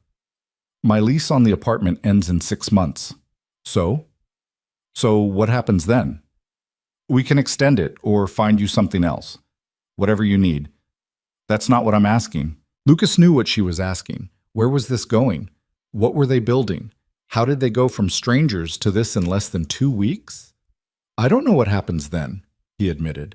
But I know I don't want you to leave. I don't want to leave either. So we'll figure it out when we get there. That's not much of a plan. Since when do we have a plan for any of this? She laughed softly. Fair point. They stayed like that until Maya started falling asleep, her breathing evening out, her weight heavy against his side. Lucas didn't want to wake her, but knew she needed to go home eventually. Maya, he whispered. Hmm? You're falling asleep. Sorry. She sat up, rubbing her eyes. I should go. You could stay. The words were out before he could stop them. Maya looked at him, fully awake now. Stay? Guest room, not... I just mean you're tired. It's late. You could stay. Lucas, no expectations. Just sleep. I'll drive you to work in the morning. She studied his face, looking for something. Okay, yeah, I'll stay. He showed her to the guest room, gave her one of Emma's old shirts to sleep in, felt guilty about it for half a second before Maya's smile made the guilt dissolve. She looked at the shirt, soft and worn, and put it on without commenting. Bathroom's across the hall, Lucas said awkwardly. Towels in the cabinet if you want a shower. There's... Lucas? Yeah? Stop being nervous, it's just sleeping. Right, just sleeping. Good night. Good night, Maya. He went to his own room, lay in bed staring at the ceiling, hyper-aware that Maya was across the hall, that this was the first woman besides Emma who'd slept in this house, that Sophie would find her in the morning and have questions he didn't know how to answer, that he was okay with all of it. Somewhere around 2 a.m., he finally fell asleep, woke to sunlight and the smell of coffee and voices in the kitchen. He stumbled downstairs to find Maya making breakfast while Sophie sat on the counter chattering away. Maya stayed over, Sophie announced when she saw him. I can see that. She's making French toast, real French toast, not the frozen kind. I see that too. Maya glanced at him, a question in her eyes. He nodded slightly. She smiled. They ate breakfast together, the three of them, and it felt so normal that Lucas had to remind himself it hadn't even been 2 weeks. That normal didn't happen this fast, that he should be more careful, more cautious, more protective of his heart and his daughter's heart. But sitting there with syrup on his fingers and Sophie's laughter filling the kitchen and Maya smiling at him over coffee, careful felt like the wrong choice. So he chose this instead. Maya started staying over 3 nights a week, then 4, then Lucas stopped counting because it felt too much like keeping score of something that didn't need measuring. She kept clothes in the guest room, toiletries in the bathroom, her coffee mug in the cabinet next to his. Small invasions that felt like coming home. Sophie adjusted faster than either of them expected. She'd wake up, pad downstairs, and if Maya was there, she'd climb into her lap without question. If Maya wasn't there, she'd ask when she was coming back. Never why, never how come, just when. Kids are adaptable, Mrs. Chen said one morning, watching Sophie and Maya make pancakes together. They know what's good for them even when adults are too stubborn to see it. I'm not stubborn, Lucas protested. You spent 6 months refusing to be happy. That's the definition of stubborn. She wasn't wrong. Lucas had built walls so high after Emma died that he'd forgotten what it felt like to want to climb over them. Maya hadn't climbed. She'd just stood on the other side being herself until the walls didn't seem necessary anymore. But it wasn't all smooth. 3 weeks in, Sophie had her first real meltdown. It started over nothing. Maya had rearranged the bookshelf in the living room, organizing by color instead of the random system Emma had used. Sophie came home from school, saw it, and lost her mind. You changed it! You changed Mommy's books! Sophie, I was just trying to make it look nice. It was already nice. It was how Mommy liked it. I didn't know, sweetie. I'm sorry. But sorry wasn't enough. Sophie was screaming now, tears streaming down her face, throwing books on the floor. Put them back. Put them back how they were. Lucas tried to intervene. Soph, calm down. I don't want to calm down. She ruined it. She's ruining everything. Maya's face went pale. She started picking up books, trying to remember how they'd been arranged, but Sophie kept crying, kept throwing them, kept screaming that everything was wrong. Sophie, that's enough. Lucas's voice came out harder than he meant it to. Maya didn't know. It was an accident. I don't care. I want Mommy. I want Mommy back. She ran upstairs, slammed her door so hard the whole house shook. Lucas stood in the wreckage of the living room, books scattered everywhere, and wanted to scream himself. Maya was crying quietly, picking up books with shaking hands. I'm so sorry. I didn't think... It's not your fault. I should have asked. I should have known not to touch her things. Maya, stop. Lucas pulled her hands away from the books, made her look at him. This isn't about the bookshelf, it's about Emma. It was always going to happen eventually. What if she hates me now? She doesn't hate you. She's 5 and she's grieving and she's confused. But she doesn't hate you. Maya wiped her eyes. Should I go? No, stay. We'll fix this together. They left the books on the floor and went upstairs. Sophie's door was locked from the inside, a trick she'd learned from YouTube that Lucas had been meaning to disable but hadn't gotten around to. He knocked. Soph? Can we come in? Go away. We need to talk. I don't want to talk to Maya. Lucas glanced at Maya. She looked like she wanted to disappear. He took her hand, squeezed once. Sophie, he said through the door, I'm not leaving until you open this door. We can stand out here all night if you want, but we're not going away. Silence. Then the sound of the lock clicking. Sophie opened the door a crack, her face blotchy and red. What? Can we come in? She didn't say yes, but she didn't say no either. Lucas took that as permission and pushed the door open. Sophie retreated to her bed, hugging her stuffed elephant, the one Emma had given her for her 3rd birthday. Lucas sat on the edge of the bed. Maya hovered in the doorway, uncertain. You want to tell me what that was about? Lucas asked gently. She changed Mommy's books. I know, but it was just the bookshelf, not Mommy. But it was how Mommy liked it. You remember how Mommy had them organized? Sophie hesitated. No, but it was her way. So you're not mad about the actual books. You're mad that something changed. Fresh tears spilled down Sophie's cheeks. Everything keeps changing. Mommy's gone, and now Maya's here, and you're different, and nothing's the same anymore. Lucas's chest tightened. I know, baby. Change is scary. I don't want things to change. I know, but they do anyway. That's how life works. I hate it. Me too sometimes. Sophie looked at Maya still standing in the doorway. I don't really hate you. I know, Maya said softly. I just miss my mom. Of course you do. You always will. But you're nice too. You make Daddy smile. Your daddy makes me smile too. Sophie wiped her nose on her sleeve. Can you put the books back? I don't remember exactly how they were, Maya admitted, but we could organize them together. You could tell me what feels right. Okay. Sophie slid off the bed, took Maya's hand. But no more changing stuff without asking. Deal, I promise. They went downstairs and spent an hour reorganizing the bookshelf with Sophie directing where everything went. It ended up looking nothing like it had before Emma died. Better in some ways, worse in others, but it was theirs. A new system they'd built together. After Sophie went to bed, Lucas and Maya sat on the back porch with wine and exhaustion. That was intense, Maya said. Welcome to parenting a grieving kid. Does she do that often? Not like that. But she has moments, usually triggered by something random, a song Emma liked, or someone wearing the same perfume, or apparently bookshelf arrangements.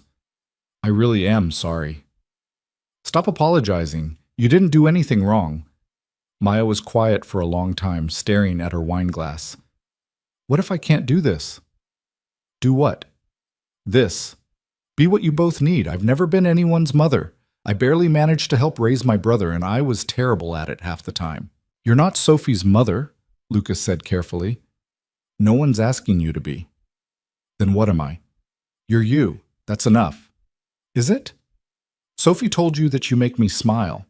In 5-year-old language, that's basically a declaration of love. Maya smiled despite herself. She's a smart kid. She is, and she likes you. Even when she's throwing books and screaming, she likes you. How do you know?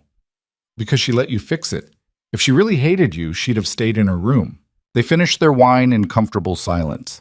The night was cool, stars visible, despite the city lights. Lucas couldn't remember the last time he'd sat outside just to sit outside. Emma used to drag him out here, make him stop working, force him to exist in the moment. Another thing he'd forgotten how to do. Lucas? Maya said eventually. Yeah? Where's this going? He'd been avoiding the question for weeks. I don't know. That's not an answer. It's the only honest one I have. Do you want it to go somewhere? Yes, but I don't know where. I don't know what somewhere looks like. Maya set down her wine glass. I need more than that. I can't keep existing in this limbo where I'm sleeping here half the week, but we haven't defined what we are. What do you want us to be? I don't know either, but I know I need something more concrete than we're figuring it out. Lucas felt panic rising. Are you saying you want to leave? I'm saying I need to know if there's a future here. Because I'm falling in love with you and your daughter, and if this is just temporary, I need to protect myself. It's not temporary. Then what is it? I don't know. The words came out sharper than he meant them. I don't know how to do this, Maya. I don't know how to love someone new when I'm still grieving someone I lost. I don't know how to let you into Sophie's life without feeling like I'm betraying Emma. I don't know any of this. Maya flinched. You think I do? You think I know how to date a billionaire widower with a kid when 6 weeks ago I was sleeping in my car? That's not what I meant. Then what did you mean? They stared at each other, both breathing hard, the first real fight crackling between them like electricity. I'm scared, Lucas admitted finally. I'm terrified that if I admit what this is, something will happen to ruin it. That I'll lose you like I lost Emma. That Sophie will get attached and you'll leave and she'll be devastated.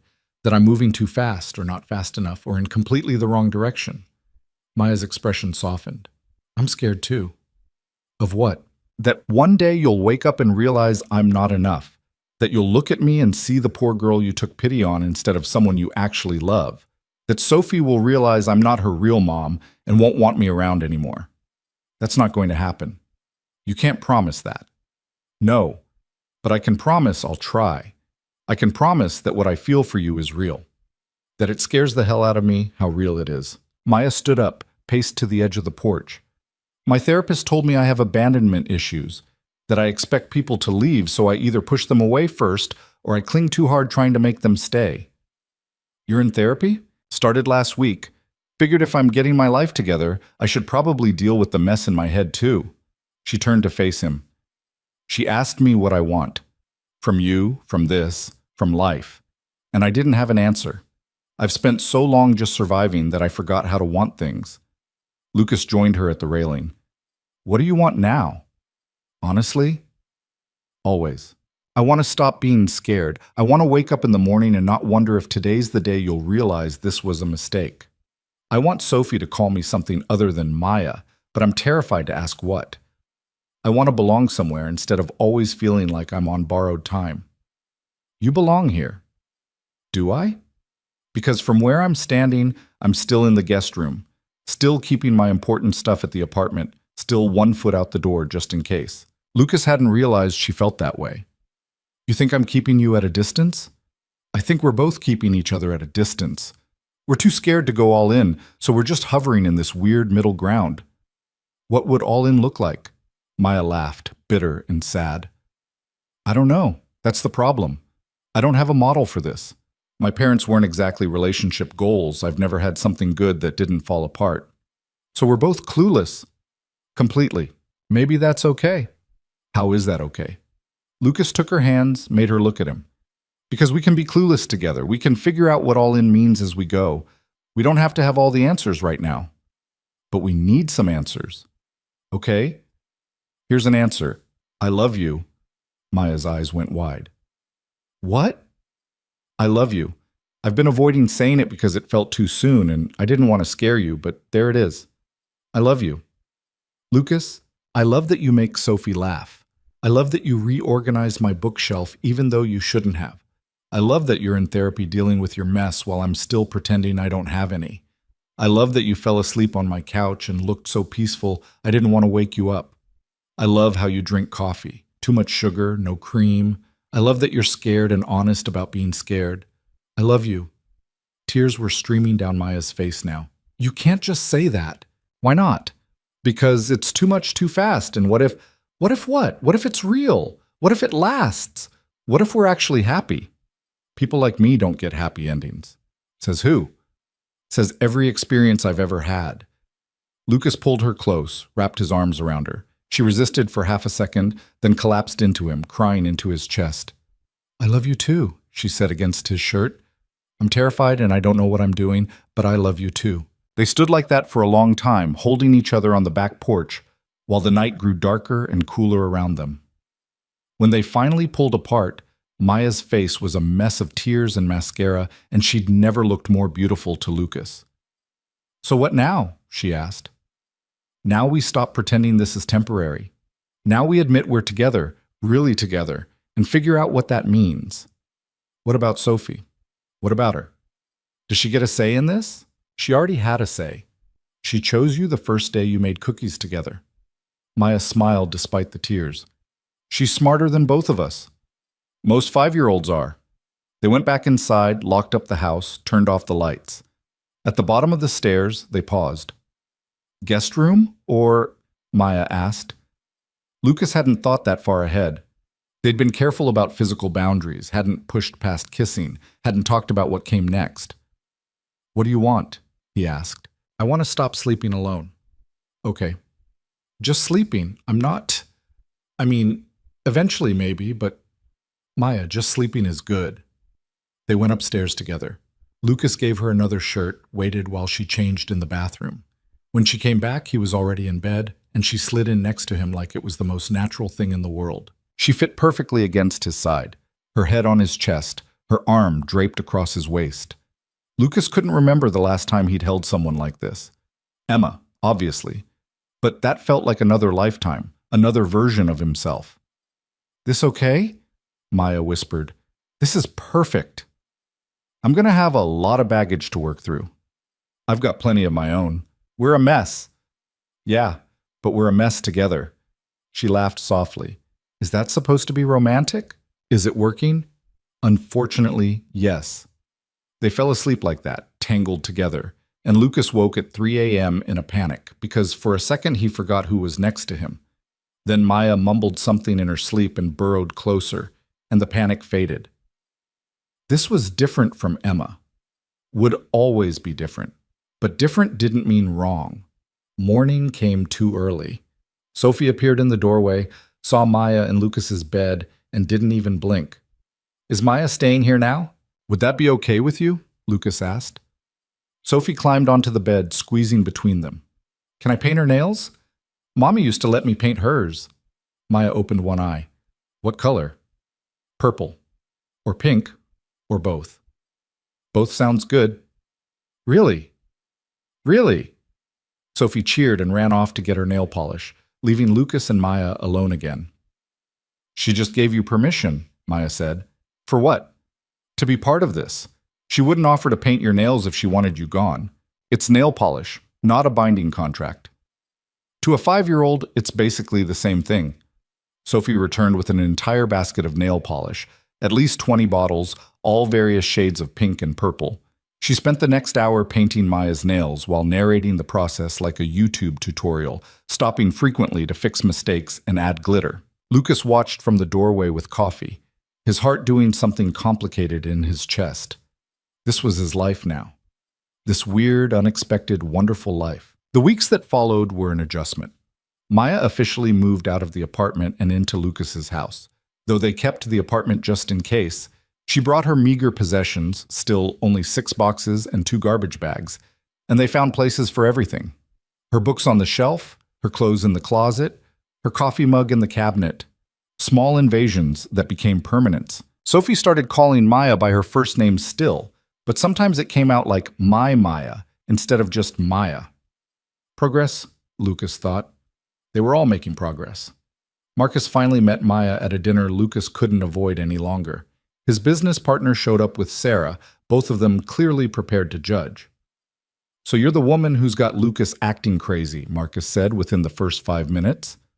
"Marcus," Lucas warned. "It's fine," Maya said smoothly. "Yes, I'm apparently the woman who's got him acting crazy. Though in fairness, he's gotten me acting pretty crazy too." Sarah laughed. "I like her. She's not intimidated by you." "Should I be intimidated?" Maya asked. "Most people are. Lucas has a whole thing, the money, the power, the tragic backstory." "The tragic backstory is pretty compelling," Maya admitted, "but the person attached to it is better." Lucas felt his face heat. Marcus and Sarah exchanged glances. "Okay, I officially approve," Sarah said. "Sorry about the whole setup thing, by the way. In retrospect, paying someone to go on a date was insane." "Worked out, though," Maya said. "Did it?" I'm here, aren't I? After dinner, Marcus pulled Lucas aside while the women talked in the living room. You're serious about her? Yes. Like long-term serious? I don't know what long-term looks like yet, but yes, I'm serious. Marcus studied him. You seem different, happier. I am happier. Good. You deserve it. Emma would want... Don't! Lucas cut him off. Don't tell me what Emma would want. You didn't know her like that. Fair enough. But for what it's worth, I think you're making the right choice. I'm not choosing anyone over anyone else. I'm just choosing to keep living. That's what I meant. They rejoined the women. Sophie had come downstairs in her pajamas and was showing Maya's painted nails to Sarah with pride. I did the glitter, Sophie announced. It's very sparkly, Sarah agreed. Maya said I can paint her toenails next time. With unicorns. That's ambitious. I'm an ambitious person. Everyone laughed, and Lucas felt something settle in his chest. This was okay. They were going to be okay. Later, after Marcus and Sarah left, after Sophie was in bed, Lucas and Maya sat in the living room with the bookshelf Sophie had reorganized glowing in the lamplight. Your friends are nice, Maya said. They liked you. You can tell? Sarah doesn't laugh like that with people she doesn't like. And Marcus didn't give me his concerned face even once. He has a concerned face? You don't want to see it. It's very judgy.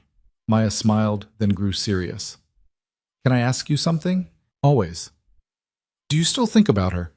Emma? Lucas had been waiting for this question. Every day. Does it hurt? Sometimes, less than it used to, different than it used to.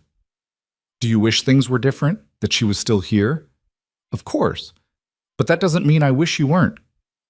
How do you hold both those things? Honestly, I don't know. Some days I feel guilty for being happy. Some days I'm just happy and the guilt comes later. I'm figuring it out as I go. Maya leaned against him. My therapist says it's possible to grieve one person while loving another, that the heart is big enough for both. Your therapist sounds smart.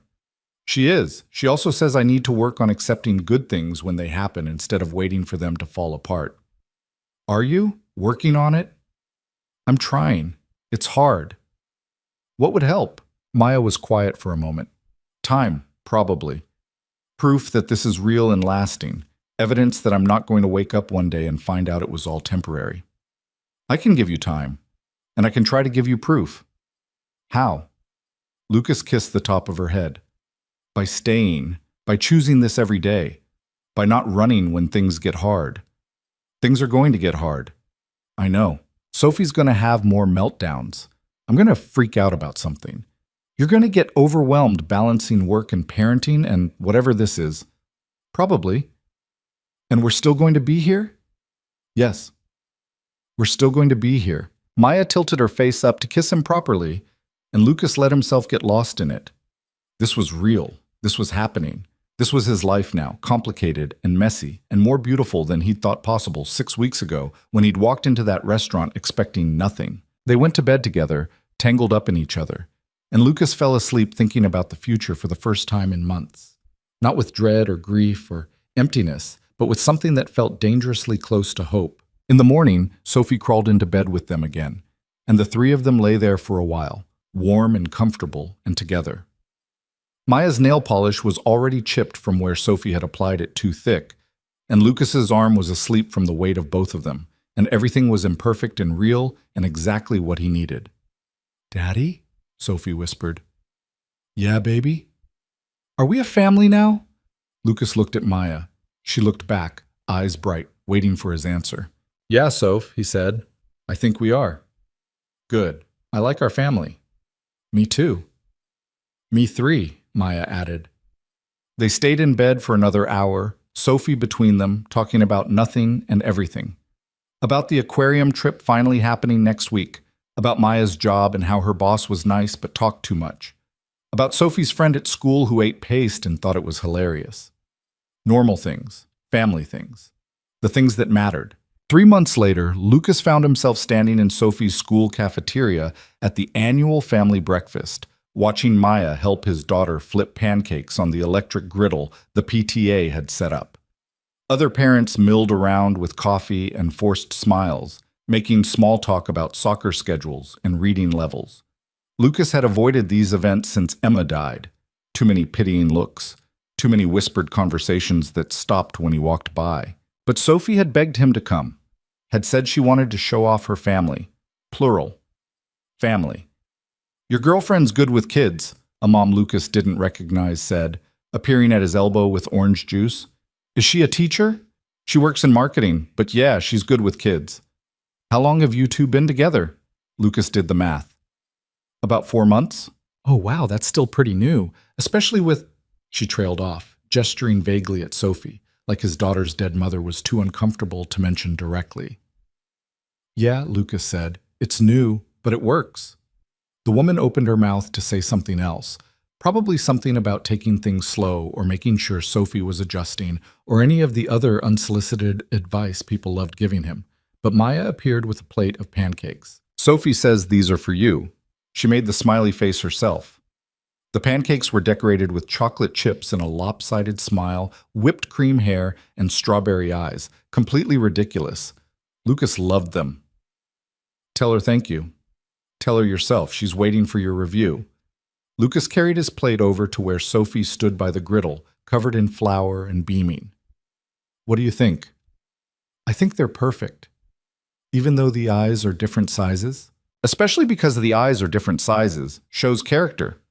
Sophie giggled and went back to making more pancakes for other parents, completely in her element.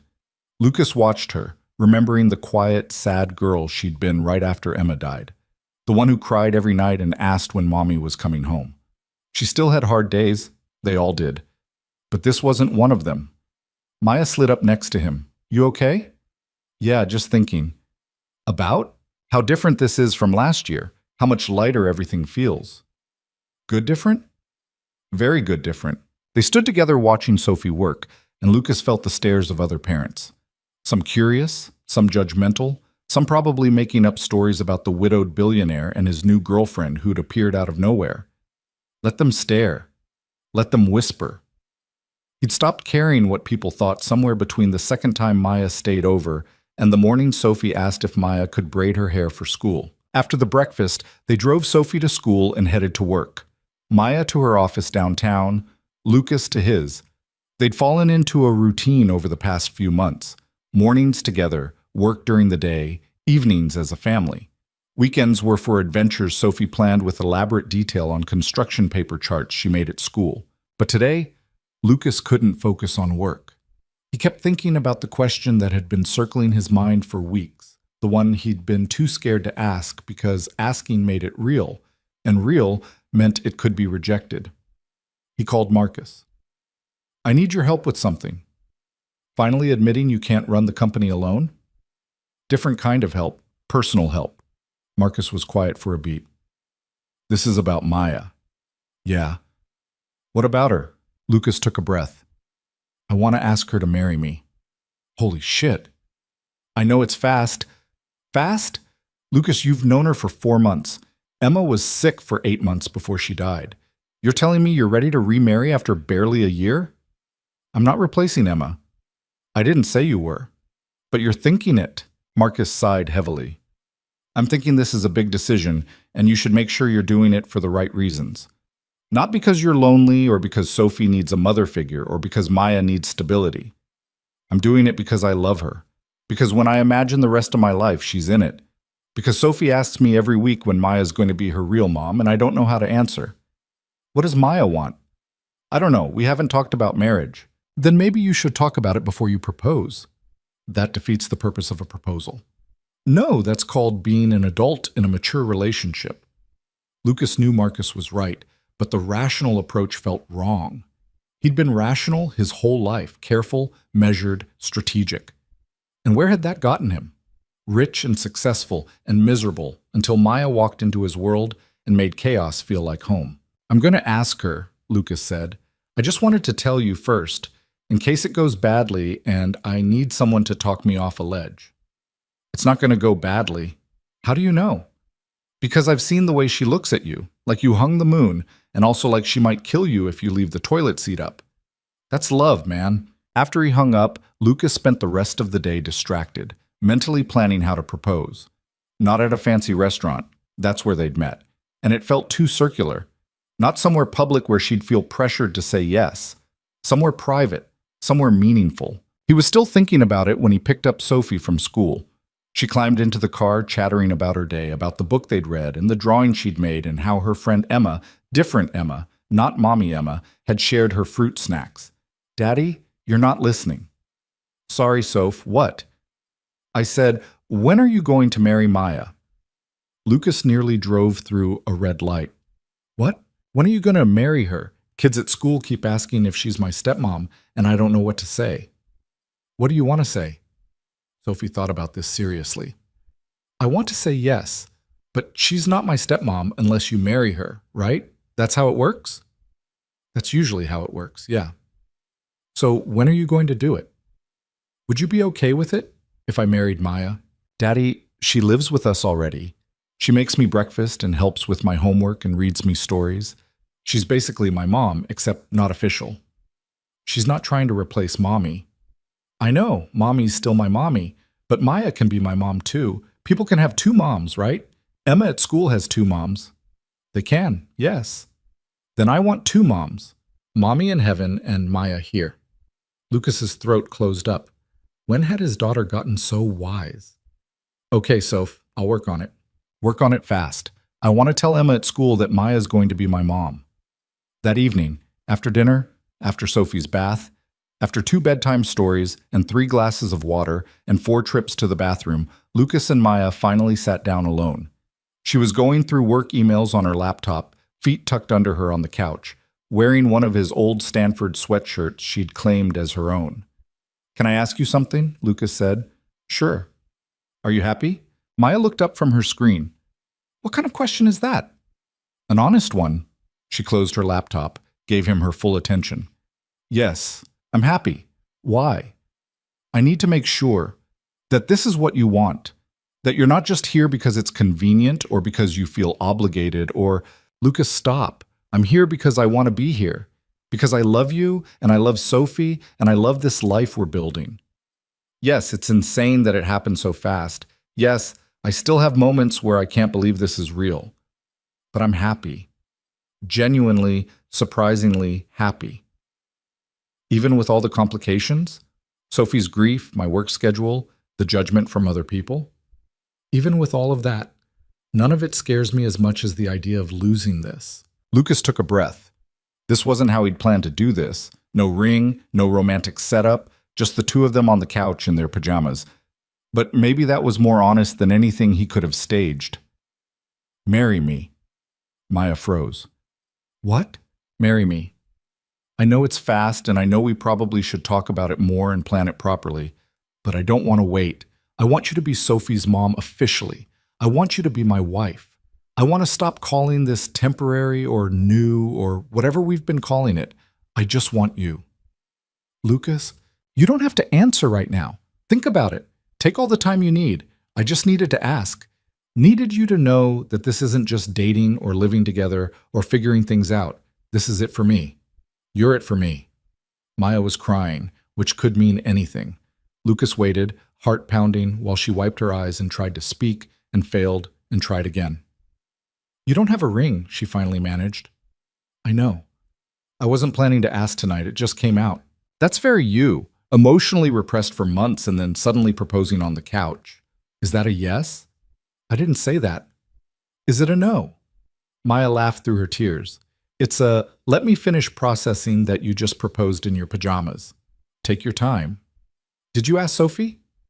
She's been asking me when I'm going to marry you. Apparently the kids at school want to know if you're her stepmom. What did you tell her? That I was working on it. Maya shook her head, still crying, still laughing. You're insane. This whole situation is insane.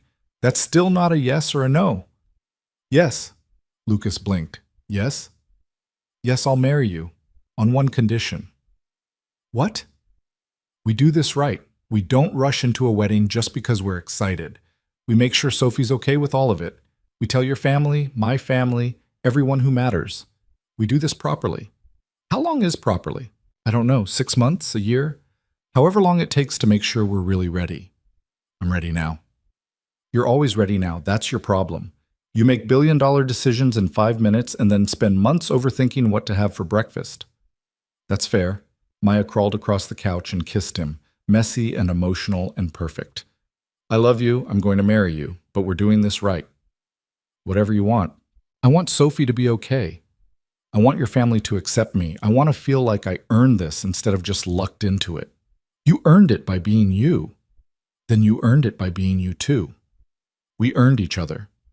They sat there for a long time, holding each other, letting the reality sink in. Lucas was getting married again. Sophie was getting a mother. Maya was getting a family. Everything was changing, and for once, change felt right. Sophie found out the next morning by eavesdropping on their conversation in the kitchen, then proceeded to scream so loud, Mrs. Chen came running from the guest house thinking someone was hurt. Maya's going to be my mom, Sophie announced to everyone within earshot. We haven't told her that yet, Lucas started. But she is. You proposed. That makes her my mom. Maya crouched down to Sophie's level. Is that okay with you? That I'm going to be your mom? Are you kidding? I've been waiting forever. Can I call you mom now? If you want to. You can also keep calling me Maya, whatever feels right. Sophie thought about it for exactly 2 seconds. I'm going to try both, see which one works. She ran off to call her grandmother and tell her the news before Lucas could stop her. Within an hour, his phone was blowing up with texts from family members he barely talked to, all suddenly very interested in his life. Marcus called. You actually did it. I actually did it. Without a ring? I'll get a ring. I was improvising. How'd she take it? She said yes, after calling me insane. Sounds about right. Congratulations, man. I'm happy for you. Thanks. Emma would be happy too, you know. She'd want this for you. Lucas had been waiting for the grief to hit, for the guilt of moving on to overwhelm him. But it didn't come. Just a gentle sadness that Emma wasn't here to see Sophie so happy, tempered by the knowledge that he'd loved her completely and now he got to love someone else completely too. The heart was big enough for both. Over the next few weeks, they told everyone who mattered. Maya's brother flew in from Seattle, met Lucas and Sophie, gave his awkward blessing. Lucas's mother came to visit, spent an entire weekend subtly interrogating Maya before finally admitting she approved. The board of directors found out through the business press and sent congratulations that felt more like concern about his focus, which Lucas ignored. They set a date for the following spring, giving themselves almost a year to plan, to adjust, to make sure this was right. Sophie appointed herself wedding planner and made elaborate plans involving 12 flower girls, a horse-drawn carriage, and a cake as tall as the house. We'll see what we can do, Maya said diplomatically. You're going to crush her dreams, Lucas warned. I'm going to manage her expectations. There's a difference. They started planning together, guest lists and venues and all the details Lucas had thought he'd never deal with again. Maya insisted on keeping it small and simple, which suited Lucas fine. This wasn't about impressing anyone. It was about making official what already felt true. But nothing prepared them for the hard conversations that came with blending a family. One night, about 2 months before the wedding, Sophie had another breakdown. This time it started at dinner when Lucas mentioned something Emma used to cook. I don't remember what Mommy's food tasted like, Sophie said quietly.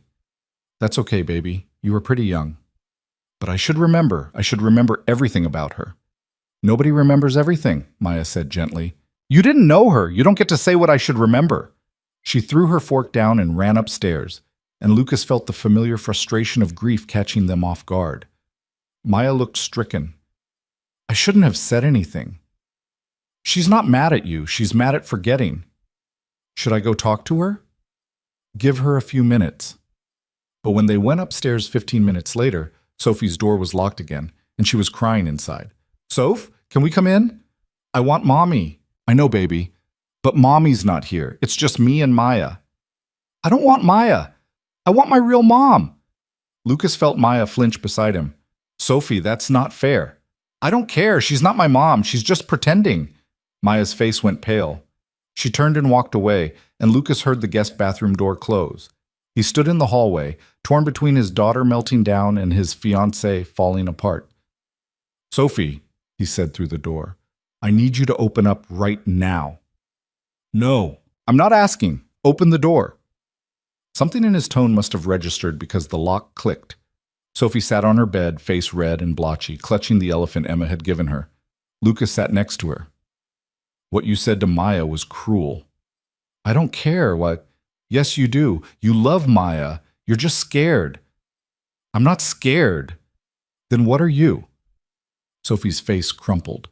I don't want to forget Mommy, but if I call Maya Mom, then Mommy won't be special anymore. Is that what you think? That having Maya means losing Mommy? Doesn't it? Lucas pulled his daughter close. No, Soph. It doesn't. You can love Maya and still love Mommy. You can call Maya Mom, and it doesn't make Mommy any less your mother. Love doesn't work like that. It doesn't run out. How do you know? Because I loved Mommy with everything I had, and now I love Maya with everything I have. And I still love Mommy too. Different maybe, but still real. Sophie was quiet against his chest. I don't want Maya to leave. She's not going to leave. But what if she does? What if I hurt her feelings too many times and she decides she doesn't want to be my mom anymore? That's not how Maya works. She chose us, Soph. Chose you. People who choose you don't leave just because things get hard. Mommy left. Mommy died. That's different. She didn't choose to leave you. She fought really hard to stay. Sophie cried harder and Lucas just held her, letting her grieve all over again. Grief wasn't linear. It came in waves, sometimes when you least expected it, triggered by the smallest things. After a while, Sophie's crying slowed. I should apologize to Maya. Yeah, you should. Is she mad at me? I don't think so, but she's probably hurt. They found Maya in the bathroom, sitting on the floor with her knees pulled to her chest, crying quietly. She looked up when the door opened, tried to wipe her face. I'm sorry, Sophie said in a small voice. I didn't mean it. You are my mom. You're just different from Mommy. Maya opened her arms and Sophie climbed into them, and they sat on the bathroom floor together, while Lucas watched from the doorway. I get scared sometimes too, Maya said softly. Scared that I'm not good enough, that I'll never measure up to your first mom. You don't have to measure up. You just have to be you. When did you get so smart? Daddy told me he's smart sometimes. Only sometimes? Lucas asked. Sophie giggled. Mostly times. They ordered pizza for dinner and ate it on the living room floor again because that had somehow become their tradition for hard days. Sophie sat between them, one hand on each of their legs, anchoring them together. Later, after Sophie was asleep, Maya and Lucas lay in bed in the dark. I don't know if I can do this, Maya whispered. Do what? Be a mom. Be enough for her when I'm competing with a memory. You're not competing with Emma. You're adding to Sophie's life, not replacing what she lost. It doesn't feel that way when she's screaming that I'm not her real mom. She's 5. She doesn't know how to process complex emotions. Hell, I'm 32 and I barely know how to process complex emotions. Maya turned to face him in the dark. What if I mess her up? You won't. How do you know? Because you love her, because you show up, because you're trying. That's all anyone can do. What if it's not enough? It will be. Maya was quiet for a long time. My therapist says I have this pattern where I expect people to reject me eventually. So I either leave first or I push them away so they'll leave and prove I was right all along. Are you going to do that with us? I don't want to, but I'm scared. Of what? That one day you'll wake up and realize I'm just some random woman you took pity on. That Sophie will grow up and resent me for trying to replace her mother. That I'll never be enough no matter how hard I try. Lucas pulled her close. You're not some random woman.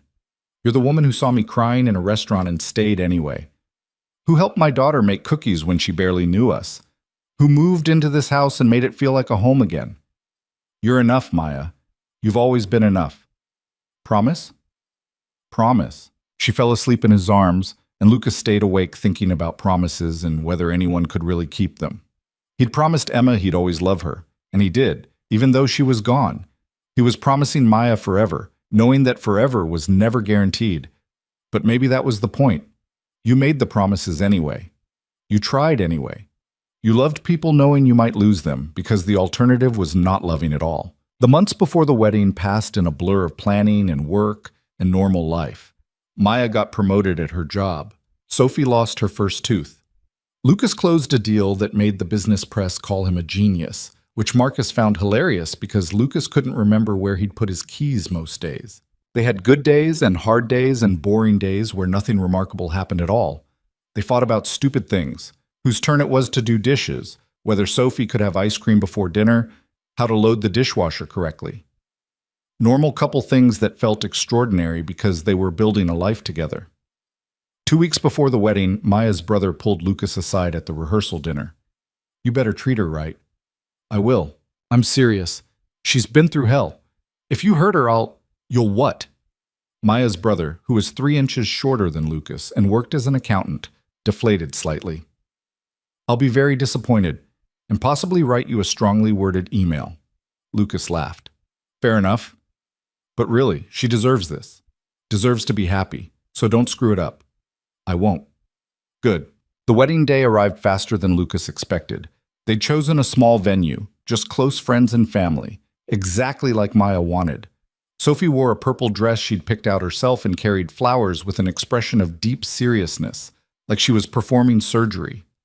Lucas stood at the altar in a suit that cost too much and felt too tight, watching Maya walk down the aisle with her brother.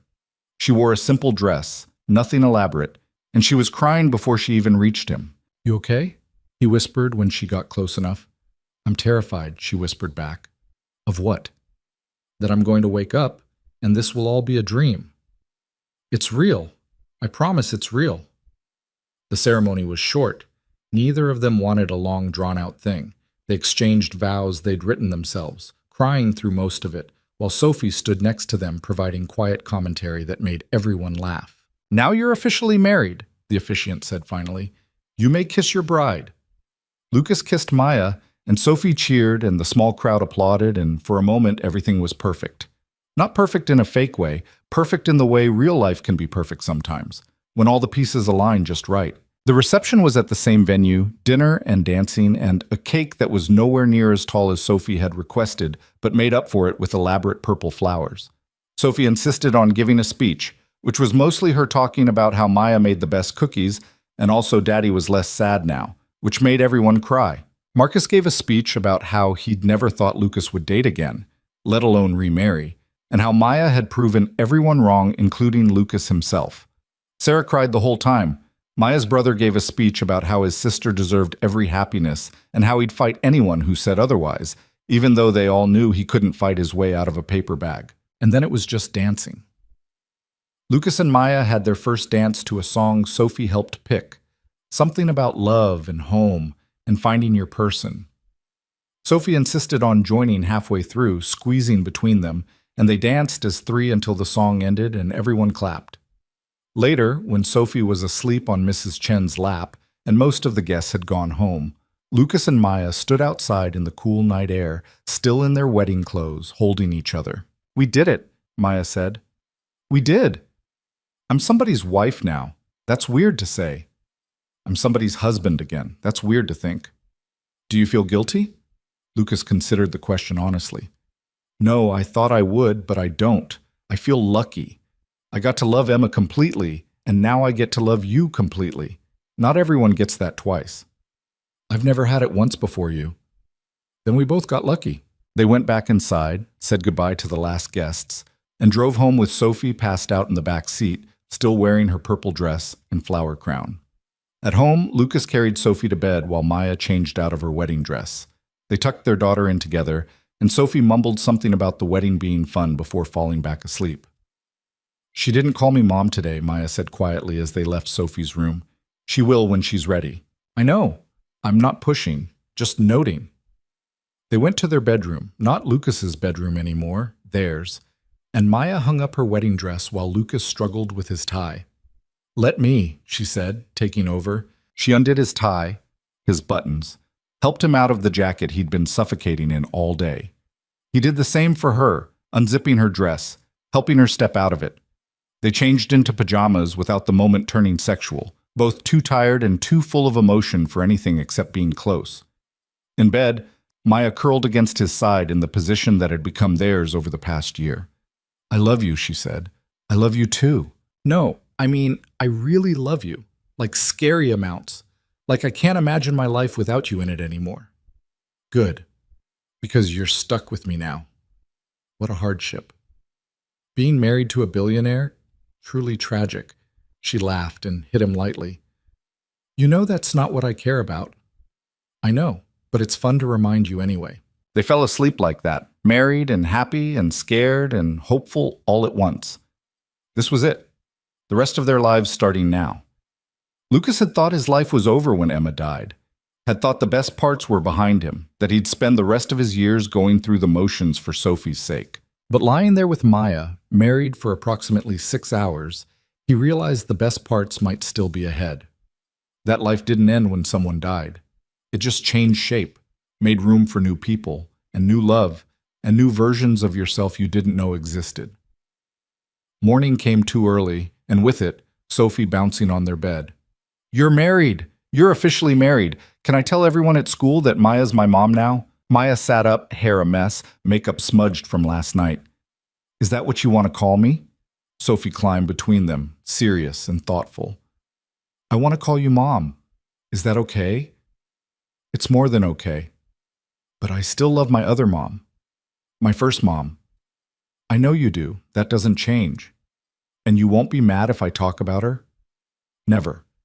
Your first mom is part of you. I'd never want you to stop talking about her. Sophie nodded, satisfied. Okay, then you're mom and she's mommy. 2 different words for 2 different people. That works perfectly.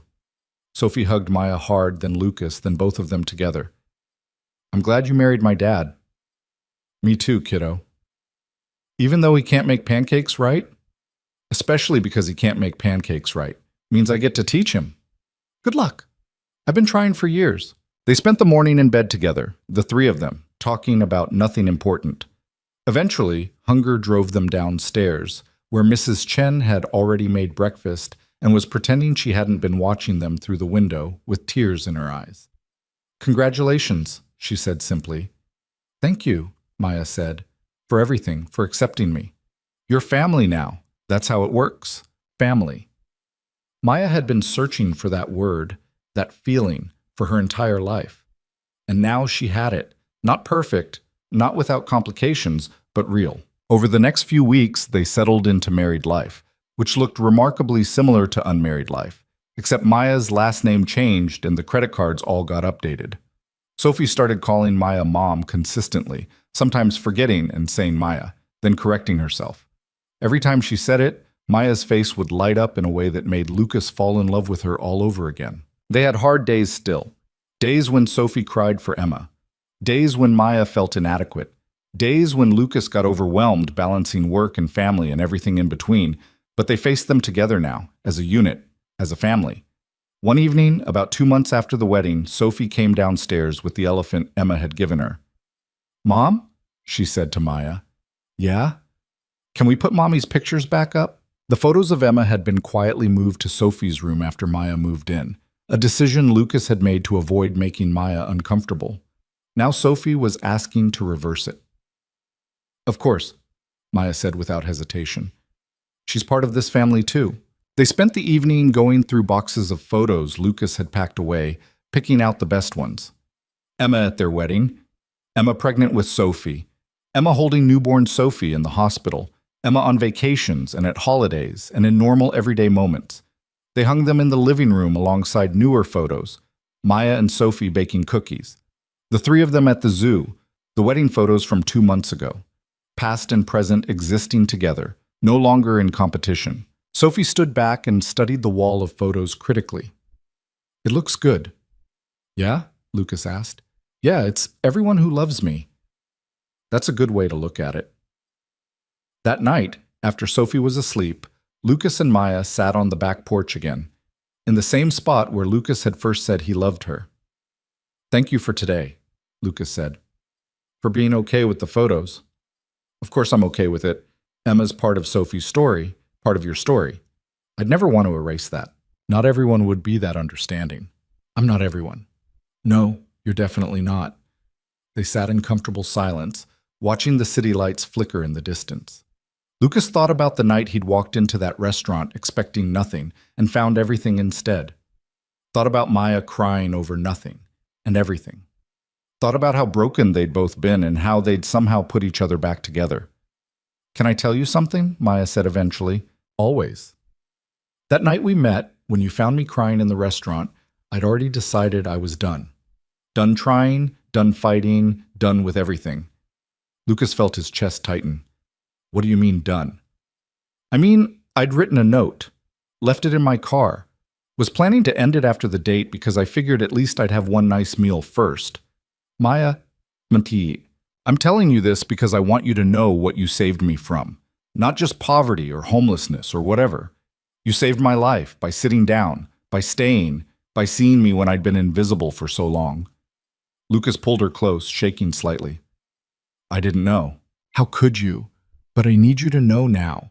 I need you to understand that this isn't just about love or marriage or building a family. This is about you giving me a reason to keep breathing, and then giving me more reasons every single day since. You gave me reasons too, gave me back my daughter, gave me back myself. They held each other as the night grew darker and cooler around them, two people who'd been drowning separately and learned to swim together. We're going to be okay, Maya whispered. Yeah, we are. And for the first time in years, Lucas believed it without reservation. Life wasn't perfect, would never be perfect. There would be more hard days, more grief, more complications they couldn't predict, but they'd face it together, him and Maya and Sophie and whatever came next. Inside, Mrs. Chen was cleaning up the kitchen. The house was warm and bright, filled with photos of past and present, of loss and love, and everything in between. Lucas and Maya stayed outside a while longer, not ready to go in yet, content to exist in this moment. Tomorrow, there would be work and school and normal life. But tonight there was just this, two broken people who'd found each other at their lowest and built something beautiful from the wreckage. I'm glad you sat down that night, Maya said. Me too. Even though I was crying and probably looked insane, especially because of that. You were real. I needed real. What a pair we make. The best pair. She laughed, and Lucas memorized the sound, added it to all the other moments he wanted to remember. This was his life now. Not the one he'd planned, not the one he'd expected, but the one he'd found when he stopped hiding from pain and started opening himself to possibility. Eventually, they went inside, checked on Sophie one more time. She'd kicked off her blankets again, and went to bed. Maya fell asleep first, her breathing evening out, her body relaxed against his. Lucas stayed awake a little longer, thinking about everything that had led to this moment. Emma dying, Sophie grieving, him drowning in loss and loneliness, Marcus setting up a blind date, Maya showing up paid to be there, desperate and broken. That first moment of recognition when their eyes met, two people who understood suffering. All of it had been necessary. All of it had led here. Lucas closed his eyes and let himself drift off. Maya's warmth beside him, Sophie safe down the hall, the house full of photos and memories and life. Tomorrow would bring new challenges, but tonight, everything was exactly as it should be, and that was enough. More than enough. It was everything.